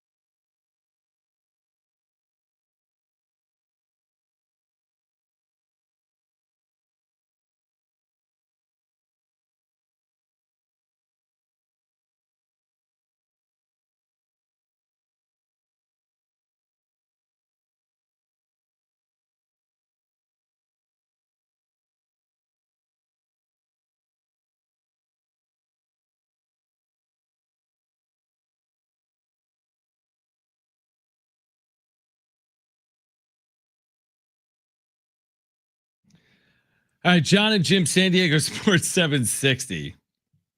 With you until 6 p.m. If you miss, how about this? So Steven Strasburg is now the special assistant to the head coach at San Diego State Baseball. His former teammate, Max Scherzer, is pitching in Game 3 of the World Series. Max Scherzer is still pitching, like in baseball. I don't know for how much longer, because I agree. Rocked tonight. He could. He is already allowed a leadoff double in this game. But again, Steven Strasburg was the World Series MVP in 2019. Max Scherzer played with him for years in DC, mid 2010s. Yeah. Right. And he is still pitching in 2025. So let's just see here. Max Scherzer is in this World Series, obviously. He was I like that. Yeah. He was in the World Series with the Nationals and Steven Strasburg. Yeah. He was also in the World Series way back when the Tigers played the Giants. Correct. How many World Series has he appeared in, is the question? I'm going to say 3. At least. He's appeared in the 2012 World Series, the 2019 World Series, the 2023 World Series with the Rangers. Oh, but in this World Series. He pitched in that series. He went 3 scoreless innings. So he's pitched now in 4 World Series with 4 different teams? Correct. Wow. That's got to be unprecedented, right? That's crazy. That has to be unprecedented. Well, for a starter, I may be a journeyman. Well, he's a Hall of Famer. He's a first ballot. Absolutely. First ballot Hall of Famer. His career's been awesome. Yeah. And the longevity. How many wins does he have in his career? I don't know, but I'm going to tell you. Over 200. That's what I was going to say. 221 today? Wow. That's like 300 back in the day, I think. Yeah. 221. But when you look at the top pitchers of his era, Kershaw, Verlander, Scherzer, there's one other pitcher in there I'm missing probably. At least those 3. You said Verlander? Verlander, yeah. Kershaw, Scherzer. Yeah. Am I missing anybody? I think with the longevity piece, no. Like of the last 15 years, is there a pitcher that? No, there's different types of. I mean, listen, Snell's got 2 Cy Youngs, but he's not. No, I meant like modern day. I know. So if you're saying longevity, I don't think there is. Are we missing someone? Those are the only 3 that I could think of that are still pitching. Now Kershaw's retiring at the end of this year because he's washed. Well, I mean, Scherzer's obviously Scherzer's washed. Yeah, Verlander actually had a pretty decent season. It's crazy. Other than his win-loss total, right? He was actually pretty good. But it's the longevity there with all 3 of them is incredible. Yeah. I don't know what the point was. Just that, other than he's still pitching. Well, one, we're going to talk to Steven Strasburg. We're going to hear Steven Strasburg coming up here in a bit, and how he was a former teammate of the guy on the mound right after Game 3. We should have even. Our bad. Nice. Good job, Jim. Nice. Should have asked about Strasburg tonight. What are you going to say next? Luke is one of the top scorers. I'm an idiot. I am such an idiot. I should have asked what's Steven Strasburg like as a teammate on game day, because he is an absolute psycho. Yeah, that's how he is. He's crazy. Oh my gosh, we're so stupid. We're so dumb. We missed an absolute layup. It was a layup. I blame you. No. Yes. Yeah, you can blame me. He's 41, by the way, Scherzer, pitching the World Series. How old is Strasburg? Probably a similar age, right? No, he's younger than he's got to be younger than Max. Well, let's see. He was drafted. You're right, because he was drafted 08-09. Scherzer, so let's say he's 21. Like 06, I want to say. 05, 06. Well, he said today at his press conference, like, if it wasn't for my health, I'd still be pitching. Yeah. That's a great question, though. I'm going to guess 38. He is 30. He just turned 37 in July. Wow, okay. So he's young. And of course, didn't pitch really after that World Series, Jim. He made 8 appearances after that in his career. If you're a Nationals fan, I'm 1,000 times cool with it, man. Okay. I know where you're going with it. Yeah. How could you not be? Dude, if San Diego, let's go down this path real quick. Yeah. San Diego right now wins the World Series. Joe Musgrove is the World Series MVP. He pitches his ass off. Yeah, he's closing out Game 7. And they extend him as a result. Whatever. It doesn't have to line up. $200 million contract. They extend him out. And then he doesn't pitch again, essentially. I am still forever indebted to what he meant to my team winning a World Series. I mean, shoot, Joe pitched a no-hitter in this town. Everyone is treating him like Steven Strasburg. I mean, his World Series performance was legendary. Yeah, it's like, right? It's like, Joe pitched a no-hitter, and everyone's like, who cares about the contract? Who cares about the $100 million? Right. It's like, guys. I mean, he threw 14 in the third innings and had a 2.5 ERA in the World Series. In the NLCS, He went 7 scoreless innings. Yeah, I mean, he was amazing that postseason. If you look at his postseason, so I just feel like you have to take it, right? Yeah, the Blues aren't. I mean, which is that's part of sports. You know, take it. You take it, and you. It's not ideal. Have to. Yeah, you just have to look at it as, hey, this guy, you're paying for what the World Series think about did. 2019, he was only, as you just told you, he's 37. This was 6. He was only 31. I know. So I get the contract. He was only 31. How many innings did he pitch the rest of his career after the World Series? I'm gonna guess under 50. You're probably right. The answer is 5 plus 21 2/3 plus 4 2/3. Wow, so less than that. 26, 31 in the third inning. Oh, isn't that incredible? That's amazing. It's incredible. Yeah. But again, I mean, one of the absolute, when you think about a phenom as the number 1 overall pick, this guy was a phenom, right? He did his job. Yeah, absolutely. The only thing he didn't accomplish was winning the Cy Young. Yeah, that's a good point. He finished 3rd one year and 5th one year. He was top 5 twice. Top 10 3 times. How many times did he make the All-Star team? Guess. 3. Yeah, 3-time All-Star. I mean, again, his career it's basically a 2010 to 2019 career. 3-time All-Star, World Series champion, World Series MVP. Yeah. Did he win the NLCS MVP as well? I don't know the answer to that. I don't think he did. But still, World Series MVP, 3-time All-Star, World Series champion. Pretty good legacy. I would take that legacy. No doubt about it. All right. Well, he's now the special assistant to San Diego State Baseball's head coach. And we were able to catch up with Steven Strasburg earlier today. You're going to hear our conversation on the other side, plus his comments on the San Diego Padres, a team he grew up rooting for right here in America's finest city. So you're going to hear from Steven Strasburg on the other side. We still have Jim's back page coming up. Updates from Game 3 of the World Series, which is underway between the Blue Jays and the Dodgers. No score currently in the bottom of the first inning. Stay with us. This is John and Jim. San Diego Sports 760 and live on the iHeartRadio app.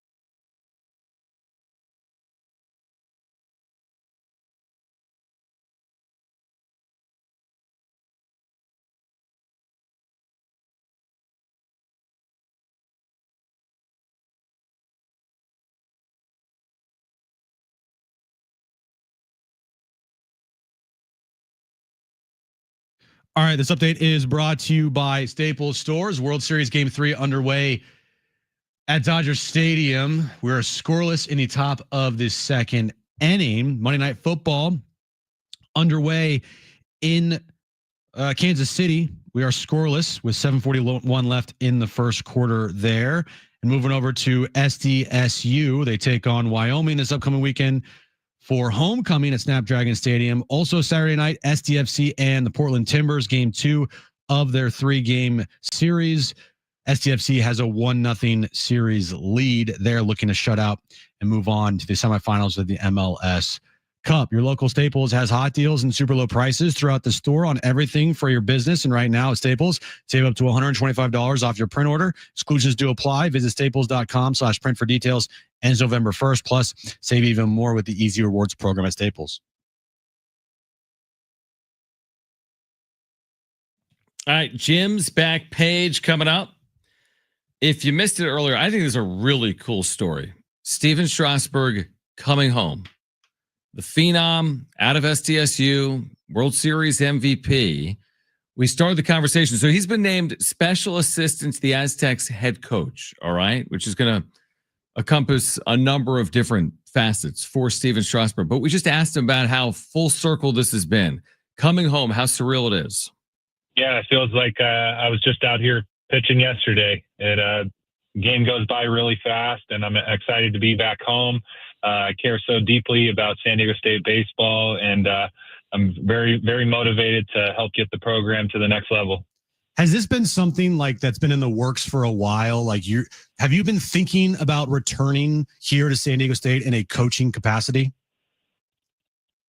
Yeah, I think I still have a strong passion for the game of baseball, and my experience here at San Diego State changed my life, and I really want to do everything I can to preserve Tony Gwynn Stadium and have it return to being the premier venue in San Diego County. And I really believe that all the ingredients are here in our backyard to create something special and hopefully win a national championship someday. Steven Strasburg with us right now on John and Jim. So you have such a unique relationship with San Diego. Like, you grew up a San Diegan. You were a Padres fan. You watched Tony Gwynn when you were young. You then played for him. You talked about this a little today, but for our listeners that didn't hear it, what was your relationship like with Tony that made it so special and unique? Well, I think, Tony, he could have done anything after his playing career. And my freshman year, he was getting inducted in the Hall of Fame. And I remember going into the locker room for the first day and listening to him speak. And, he just really wanted to hit home that he was going to be our coach, and that he didn't really care that he was going into the Hall of Fame, or he didn't really care about all the accomplishments that he did. He really wanted to give back and, share his knowledge of the game with the next generation of players. And, I was fortunate and blessed to be one of those guys in the clubhouse playing for him. So Aztec baseball named Kevin Vance the new head coach of this team back in July. What makes him the right guy for this job here at San Diego State? Yeah, well, Kevin, and the baseball community is really small. I actually grew up playing travel ball with his older brother. I never knew Kevin growing up, but there was a lot of alumni from San Diego State that were connected with him, and him being a local guy, he knows better than anybody how rich this area is with talent, and how many big leaguers have come out of San Diego is it's pretty special and pretty amazing to see that the top talent is right here in the backyard, and hopefully we can create something special to where they all want to become Aztecs. So I'm curious from your perspective, because you touched on this today, like you'd like to see San Diego State, reach Omaha for the first time in program history, or potentially one day win a national championship. From your seat, what will it take for San Diego State to reach that level of college baseball? Yeah, I think it's really going to start with building the infrastructure here to give, Kevin and the other coaches the resources to, keep the players here at home, number one, but to also develop them. Tony Gwynn Stadium has been here for, 25 plus years. and, it's starting to show a little bit of wear and tear, and there's, a lot of improvements in the works here, and really just trying to create this venue that is going to attract, the next generation of players and have it be, return to being the community venue that it was designed to be. So looking back on your career here at San Diego State, obviously the no-hitter is the biggest one here. But, for you, what is your biggest takeaway from your playing time here at San Diego State? Well, I think it's the relationships. We just had our alumni weekend last week, and it was just so special to be able to catch up and connect with former teammates. And it's the bond is the best thing that I could take away from my experience here. If it wasn't for the guys that I played with, my career wouldn't have been what it was. I came in here with no role. I was undrafted, struggled to finish the conditioning, and those guys really supported me. And I owe it all to them. They taught me how to get better. They taught me how hard you need to work to get to the next level. And I really did everything I could to just take all that information and just continue to get better and better every day. And I'm just fortunate to have had the career that I had, and I wanted to create an environment for the next guy to come do the same. Steven Strasburg with us right now. Again, earlier today named special assistant to the head coach of the Aztecs baseball program. As you know, San Diego State's transitioning to the Pac-12 conference. Of course, Oregon State has been one of the national powers. They'll be one of the members in the Pac-12. How motivating is that? What will it take to perform at a high level in this league that's coming within the next year? Yeah, I think it's it's going to be a process for sure. And Oregon State is at the pinnacle. They have the history, and they've won the national championships, and they're in a position where we're trying to get to. And it's really going to come down to taking care of the little things, getting a chance to see all the new players that came in here. It's a really exciting time to be an Aztec. The guys are hungry, and they want to go out there and do well for this city, and hopefully, turn some heads around in the process. So this is our first time speaking with you, and I mentioned the no-hitter against Air Force, striking out 17 batters that game. Some people say that's the first no-hitter in San Diego, baseball history here. I know Joe had it for the Padres, but a lot of people look at your no-hitter as the first in San Diego.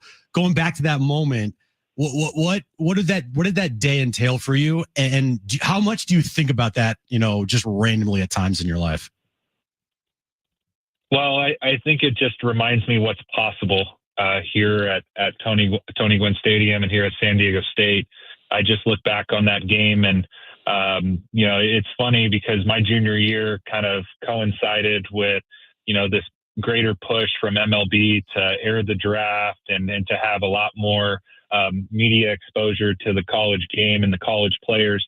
And, it was just so special to be pitching my last game here at Tony Gwynn Stadium in front of a sellout crowd with the band playing, and the atmosphere is just electric. And I think it just goes to show, similar to what the Padres have been able to accomplish over the, last decade, is that, this is a baseball town, and, you have a good product on the field that, the fans are going to want to show up to support.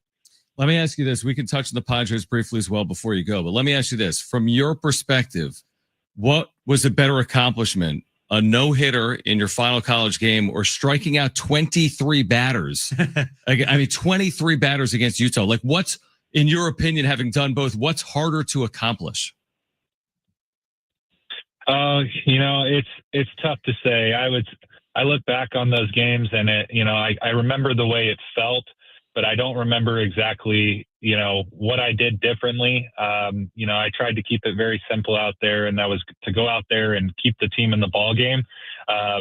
It's funny because I feel like the Utah game was one where it was a little bit tighter game. I was facing against a pitcher at Utah, Stephen Fife, I want to say, who ended up pitching in the big leagues for a bit. And so it was tooth and nail all the way to the end. And, I would say that was more of a challenge because when you're out there pitching and the game's close, it can all get away from you pretty quickly just from, one pitch going the wrong way. So now that you're out of the big leagues, you can put your Padres cap back on. Padres have been really good the last, 4 seasons, 3 of the last 4 years making the postseason. What's it been like to see the success here of the Padres? Now that you're not, in the bigs anymore, you can probably watch them a little bit more. But what's your thoughts on their recent success and their future? What they're going to do in the future? Yeah, it's really cool to see the team just showing continued success year in and year out. It's really impressive to see all the guys that they've been able to develop in-house. And, they really have this prospect pipeline that it seems like everybody that's coming up is contributing. From afar as a kid, I grew up in a different generation of Padres players. Everybody went around with Tony Gwynn, Ken Caminetti, Ryan Klesko jerseys. And now, taking my daughters to school and all the kids are wearing Machado, Tatis, and Jackson Merrill jerseys. So it makes me feel pretty old, actually. That's hilarious. Steven Strasburg, man, congratulations on all your successes. I know a lot of people in San Diego are excited to have you back on the Mesa, special assistant to the head coach of the Aztecs baseball program. So congratulations on that. We will see you at Tony Gwynn Stadium soon, and thanks for hopping on the flagship. Thank you, guys. Have a good one. All right, great stuff. I wish I could have heard Steven Strasburg talk about Max Scherzer, but But you didn't ask the question. I didn't ask the question because I'm an idiot. I could have asked. You couldn't. You didn't ask though. I did not. Still my fault though. It's my fault. It is definitely your fault. I'll take the L on this one. All right. Yeah, take the L. Yeah, I appreciate you doing that. I'm sure we're gonna have Steven Strasburg on the station a bunch, but oh wait, probably not. No, I think we'll have a chance to have no, he's with San Diego State. Yeah, we could. Absolutely. I will say this: ABS and it not existing yet, automatic balls and strikes again. The Blue Jays ran into the oddest out you're going to see.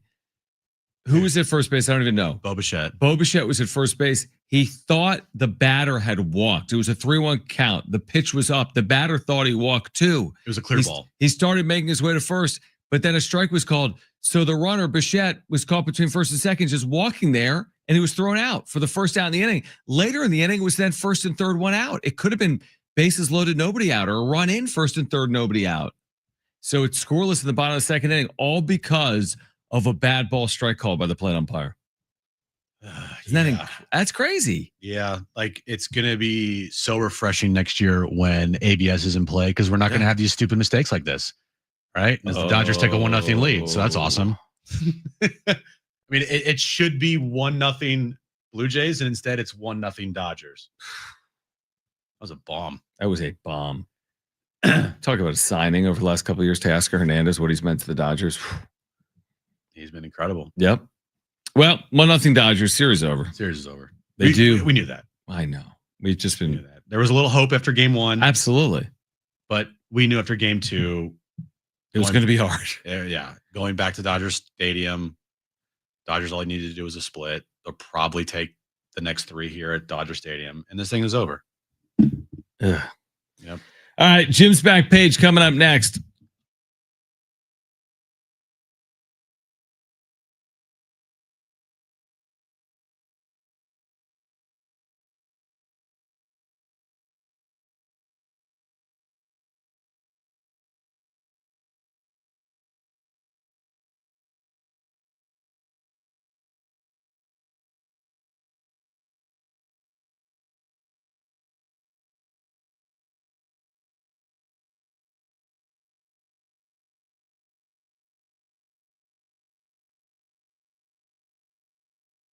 All right, hey guys, it is John and Jim again for the all-new Jamul Casino Resort. We've been telling you about their hotel and spa. It is now open at Jamul Casino Resort.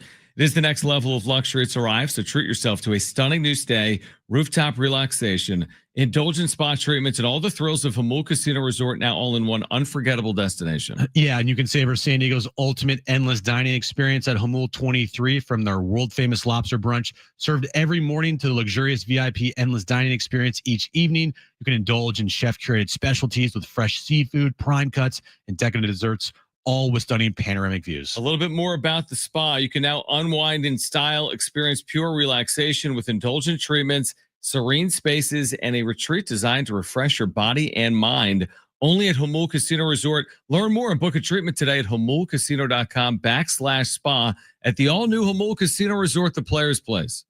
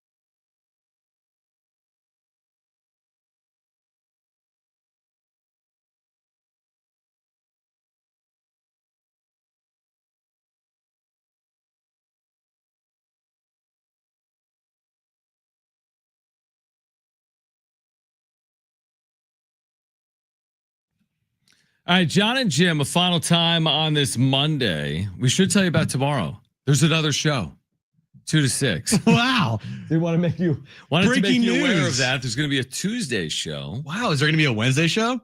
Presumably. What about a Thursday show? Again, it's scheduled. What about a Friday show? Yeah, TBD. Our Thursday show is at Broken Yoke. I know. Just off campus at San Diego State. We're going to have Brian Dutcher join us as a guest. Other San Diego State basketball players will join us. Yeah. We have Aztec football tickets to give away all week. What about a show on December 12th? Why? I'm just asking. Depends if it's a Monday through Friday. What about a show on January 1st? Probably not. It's New Year's Day. Yeah. No show that. It's when the Aztecs are in the Rose Bowl. What about a show? No, I'm just kidding. I don't. So yeah, we're back tomorrow too. We have Aztec football tickets to give away all week long. Homecoming coming up. San Diego State 6-1. So much to play for Sean Lewis's team. I mean, we haven't even gotten into like I'm kind of just like tiptoeing into the whole what's on the line conversation with football. You know what I mean? Like they're 3-0 in the league. Can they get to a Mountain West championship game? Can they keep stacking up these wins? I mean, dare we even talk about the college football playoff? I think it's too early. Not yet. Mountain West Conference Championship? Absolutely. It's out there, right? Oh, it's 100% out there. It's 100% out there. I know. If they can take care of business. Now, Hawaii is going to be a little tough. I think Hawaii is going to look past your Wyoming Cowboys. Okay, I won't. Even though San Diego State has been dominated at home. They've been dominated. I won't. Don't look past the Cowboys. But if they can navigate through these next two games and get to Boise, that'll be a big game. Oh, boy. That will be a big game. Massive game. All right, so ticket giveaways all week long. We'll be at Broken Yoke on Thursday. We'll talk to Brian Dutcher and some Aztec basketball players. But right now, let's get to this.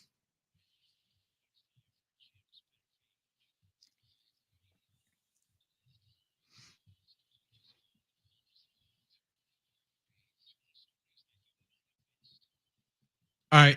Monday, crumble cookies. Oh, yeah. Crumble cookies of the week. First up, we have a chocolate peanut butter brownie featuring Reese's Pieces. Okay. That sounds good. We have a cookie dough cookie. Love cookie dough, man. Oh, man. Is that not the best? Cookie dough's amazing. Is it bad for you, or do they Make them differently. I was always told as a kid, like, you can't have too much. I don't care if it's bad. You don't care. I don't care. It's worth it. It's worth it. It's amazing. Sometimes if I feel like making cookies, I kind of just want to eat the cookie dough. You just eat the batter? Yeah. So I think it's made different for like the cookie dough that's made specifically to be eaten as cookie dough, because I don't think it has the raw eggs in it. Gotcha. Because that was always the issue. The thing with eating raw cookie dough is raw. If it tastes like that, salmonella. Yeah. Win some, you lose. Live once. Halloween confetti milkshake cookie. Whew. Milkshake cookie. Interesting. Mm-hmm. How about a pumpkin cheesecake cookie? Not a cheesecake. Yeah, I do that. But I love pumpkin. I would do that in a second. Yeah, cheesecake's awesome. How about a French toast cookie? That's incredible. How about a dirt cake cookie? What's dirt cake? It's like chocolate. That's good. And then just their classic semi-sweet chocolate chunk cookie. They also have a graveyard menu, which is brand new. This Halloween week, the Halloween week menu comes with a spooky surprise. Each store has one graveyard flavor, making a comeback after years in the Crumble afterlife. Open the Crumble app to see which one is haunting your store. I kind of like that. That's cool. Yeah. So, surprise cookie at your Crumble store here in San Diego. Yeah. Moving on. Krispy Kreme, John. Yeah. Is just deciding, you know what?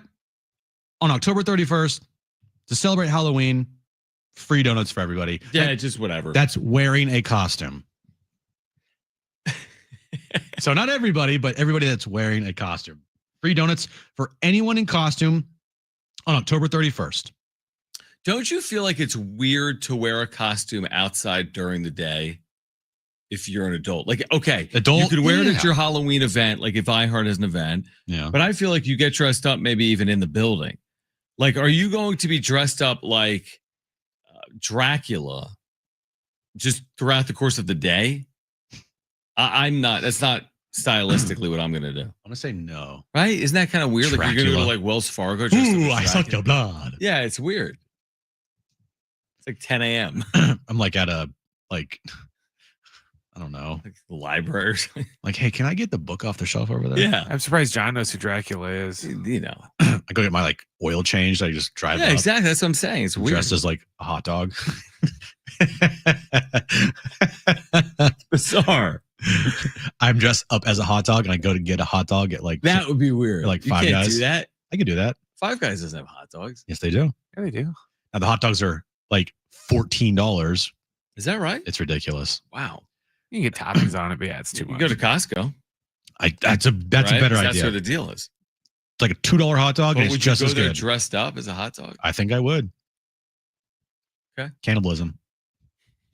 What? Hot dog eating a hot dog. Have you ever had a hot dog around Bentley? Yeah. Wait, have I? Does he howl? Yeah. No. Why would he howl? Because you're eating his people. I don't know. You could dress Bentley up Are you serious? with the bun on the side.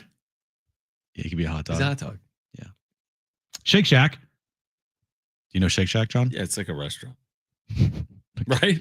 Yeah, I mean, That's what it is, right? technically, yeah. Shake Shack, they're delicious. Is serving up a spooky good deal just in time for Halloween. A buy one, get one free double Shack burger running through October 31st. Okay. Fans across the U.S. can score the deal by ordering through the Shake Shack app online at shakeshack.com or via an in-Shack kiosk using the promo code SPOOKY. Mm. I like Are you that. a Shake Shack guy? I am a Shake Shack guy. There's not a Shake Shack near me, so I don't go to Shake Shack a lot. But when I used to live in Mission Valley, I'd go there once every couple weeks. Okay. It's So good. You're a Shake Shack guy. Yeah, I like the burgers. I like the chicken. They got good fries. Really good fries. Okay. So there we go. Taco Bell fans, John, are in for a treat. Okay. The long-rumored Baja Blast Pie is finally rolling out nationwide this November. According to recent reports from major food outlets like Food Beasts, the dessert featuring Taco Bell's Baja Blast is in accordance with their Baja-versary celebration. Turns out the brand's iconic Mountain Dew Baja Blast flavor They're going to turn it into a creamy key lime style pie layered over a buttery graham cracker crust, topped with whipped cream and a sprinkle of lime zest. Baja-versary. Their Baja-versary is coming up. I like that. I don't know about this one. It's not your style. I don't want to eat a lime green pie. You've never had key lime pie before? I love lime green. I have never. I've had it's tart. Like a lemon. You've never had a key lime pie? Never had key lime That's pie. good. Nope. Where's the camera? It's right there. Are you serious? Yeah, I don't like it. I don't like. Oh, you don't like it? I just not something I would like choose. I would eat it, but I wouldn't be like, oh, let me get that key lime That's pie my over favorite there. pie. Are you serious? Yes. Are you serious? Are you being serious right now? Dead serious. Your favorite pie is key lime pie. Not even close. It's not mine, but it is a popular one. I don't know what it is. I like key lime pie. Like that light green, that tartness. Of course you would. Why? I'm just wait. Why is that a bad thing? It's so you. Kind of like apple pies out there, pumpkin pies out there. And I'm like, key lime all day. And you're like, give me the key lime. Yeah, for the win. Absolutely. Of course. Yes, let's go. Baja-versary. So if I said, here's apple pie and key lime pie. Not even close. Oh my God. I'm going to shove my face in that key lime pie. Bring it tomorrow. You bring the key lime pie, I'll bring the pizza. All right, we're back tomorrow at 2, presumably. If you missed anything today, sportssd.com, iHeartRadio app, iTunes, TuneIn Radio, or Spotify. We've got Aztec homecoming tickets to give away tomorrow, beginning at 2 p.m. For Brent and Jim, I'm John. Keep it here. This is San Diego Sports 760. Okay. Peace.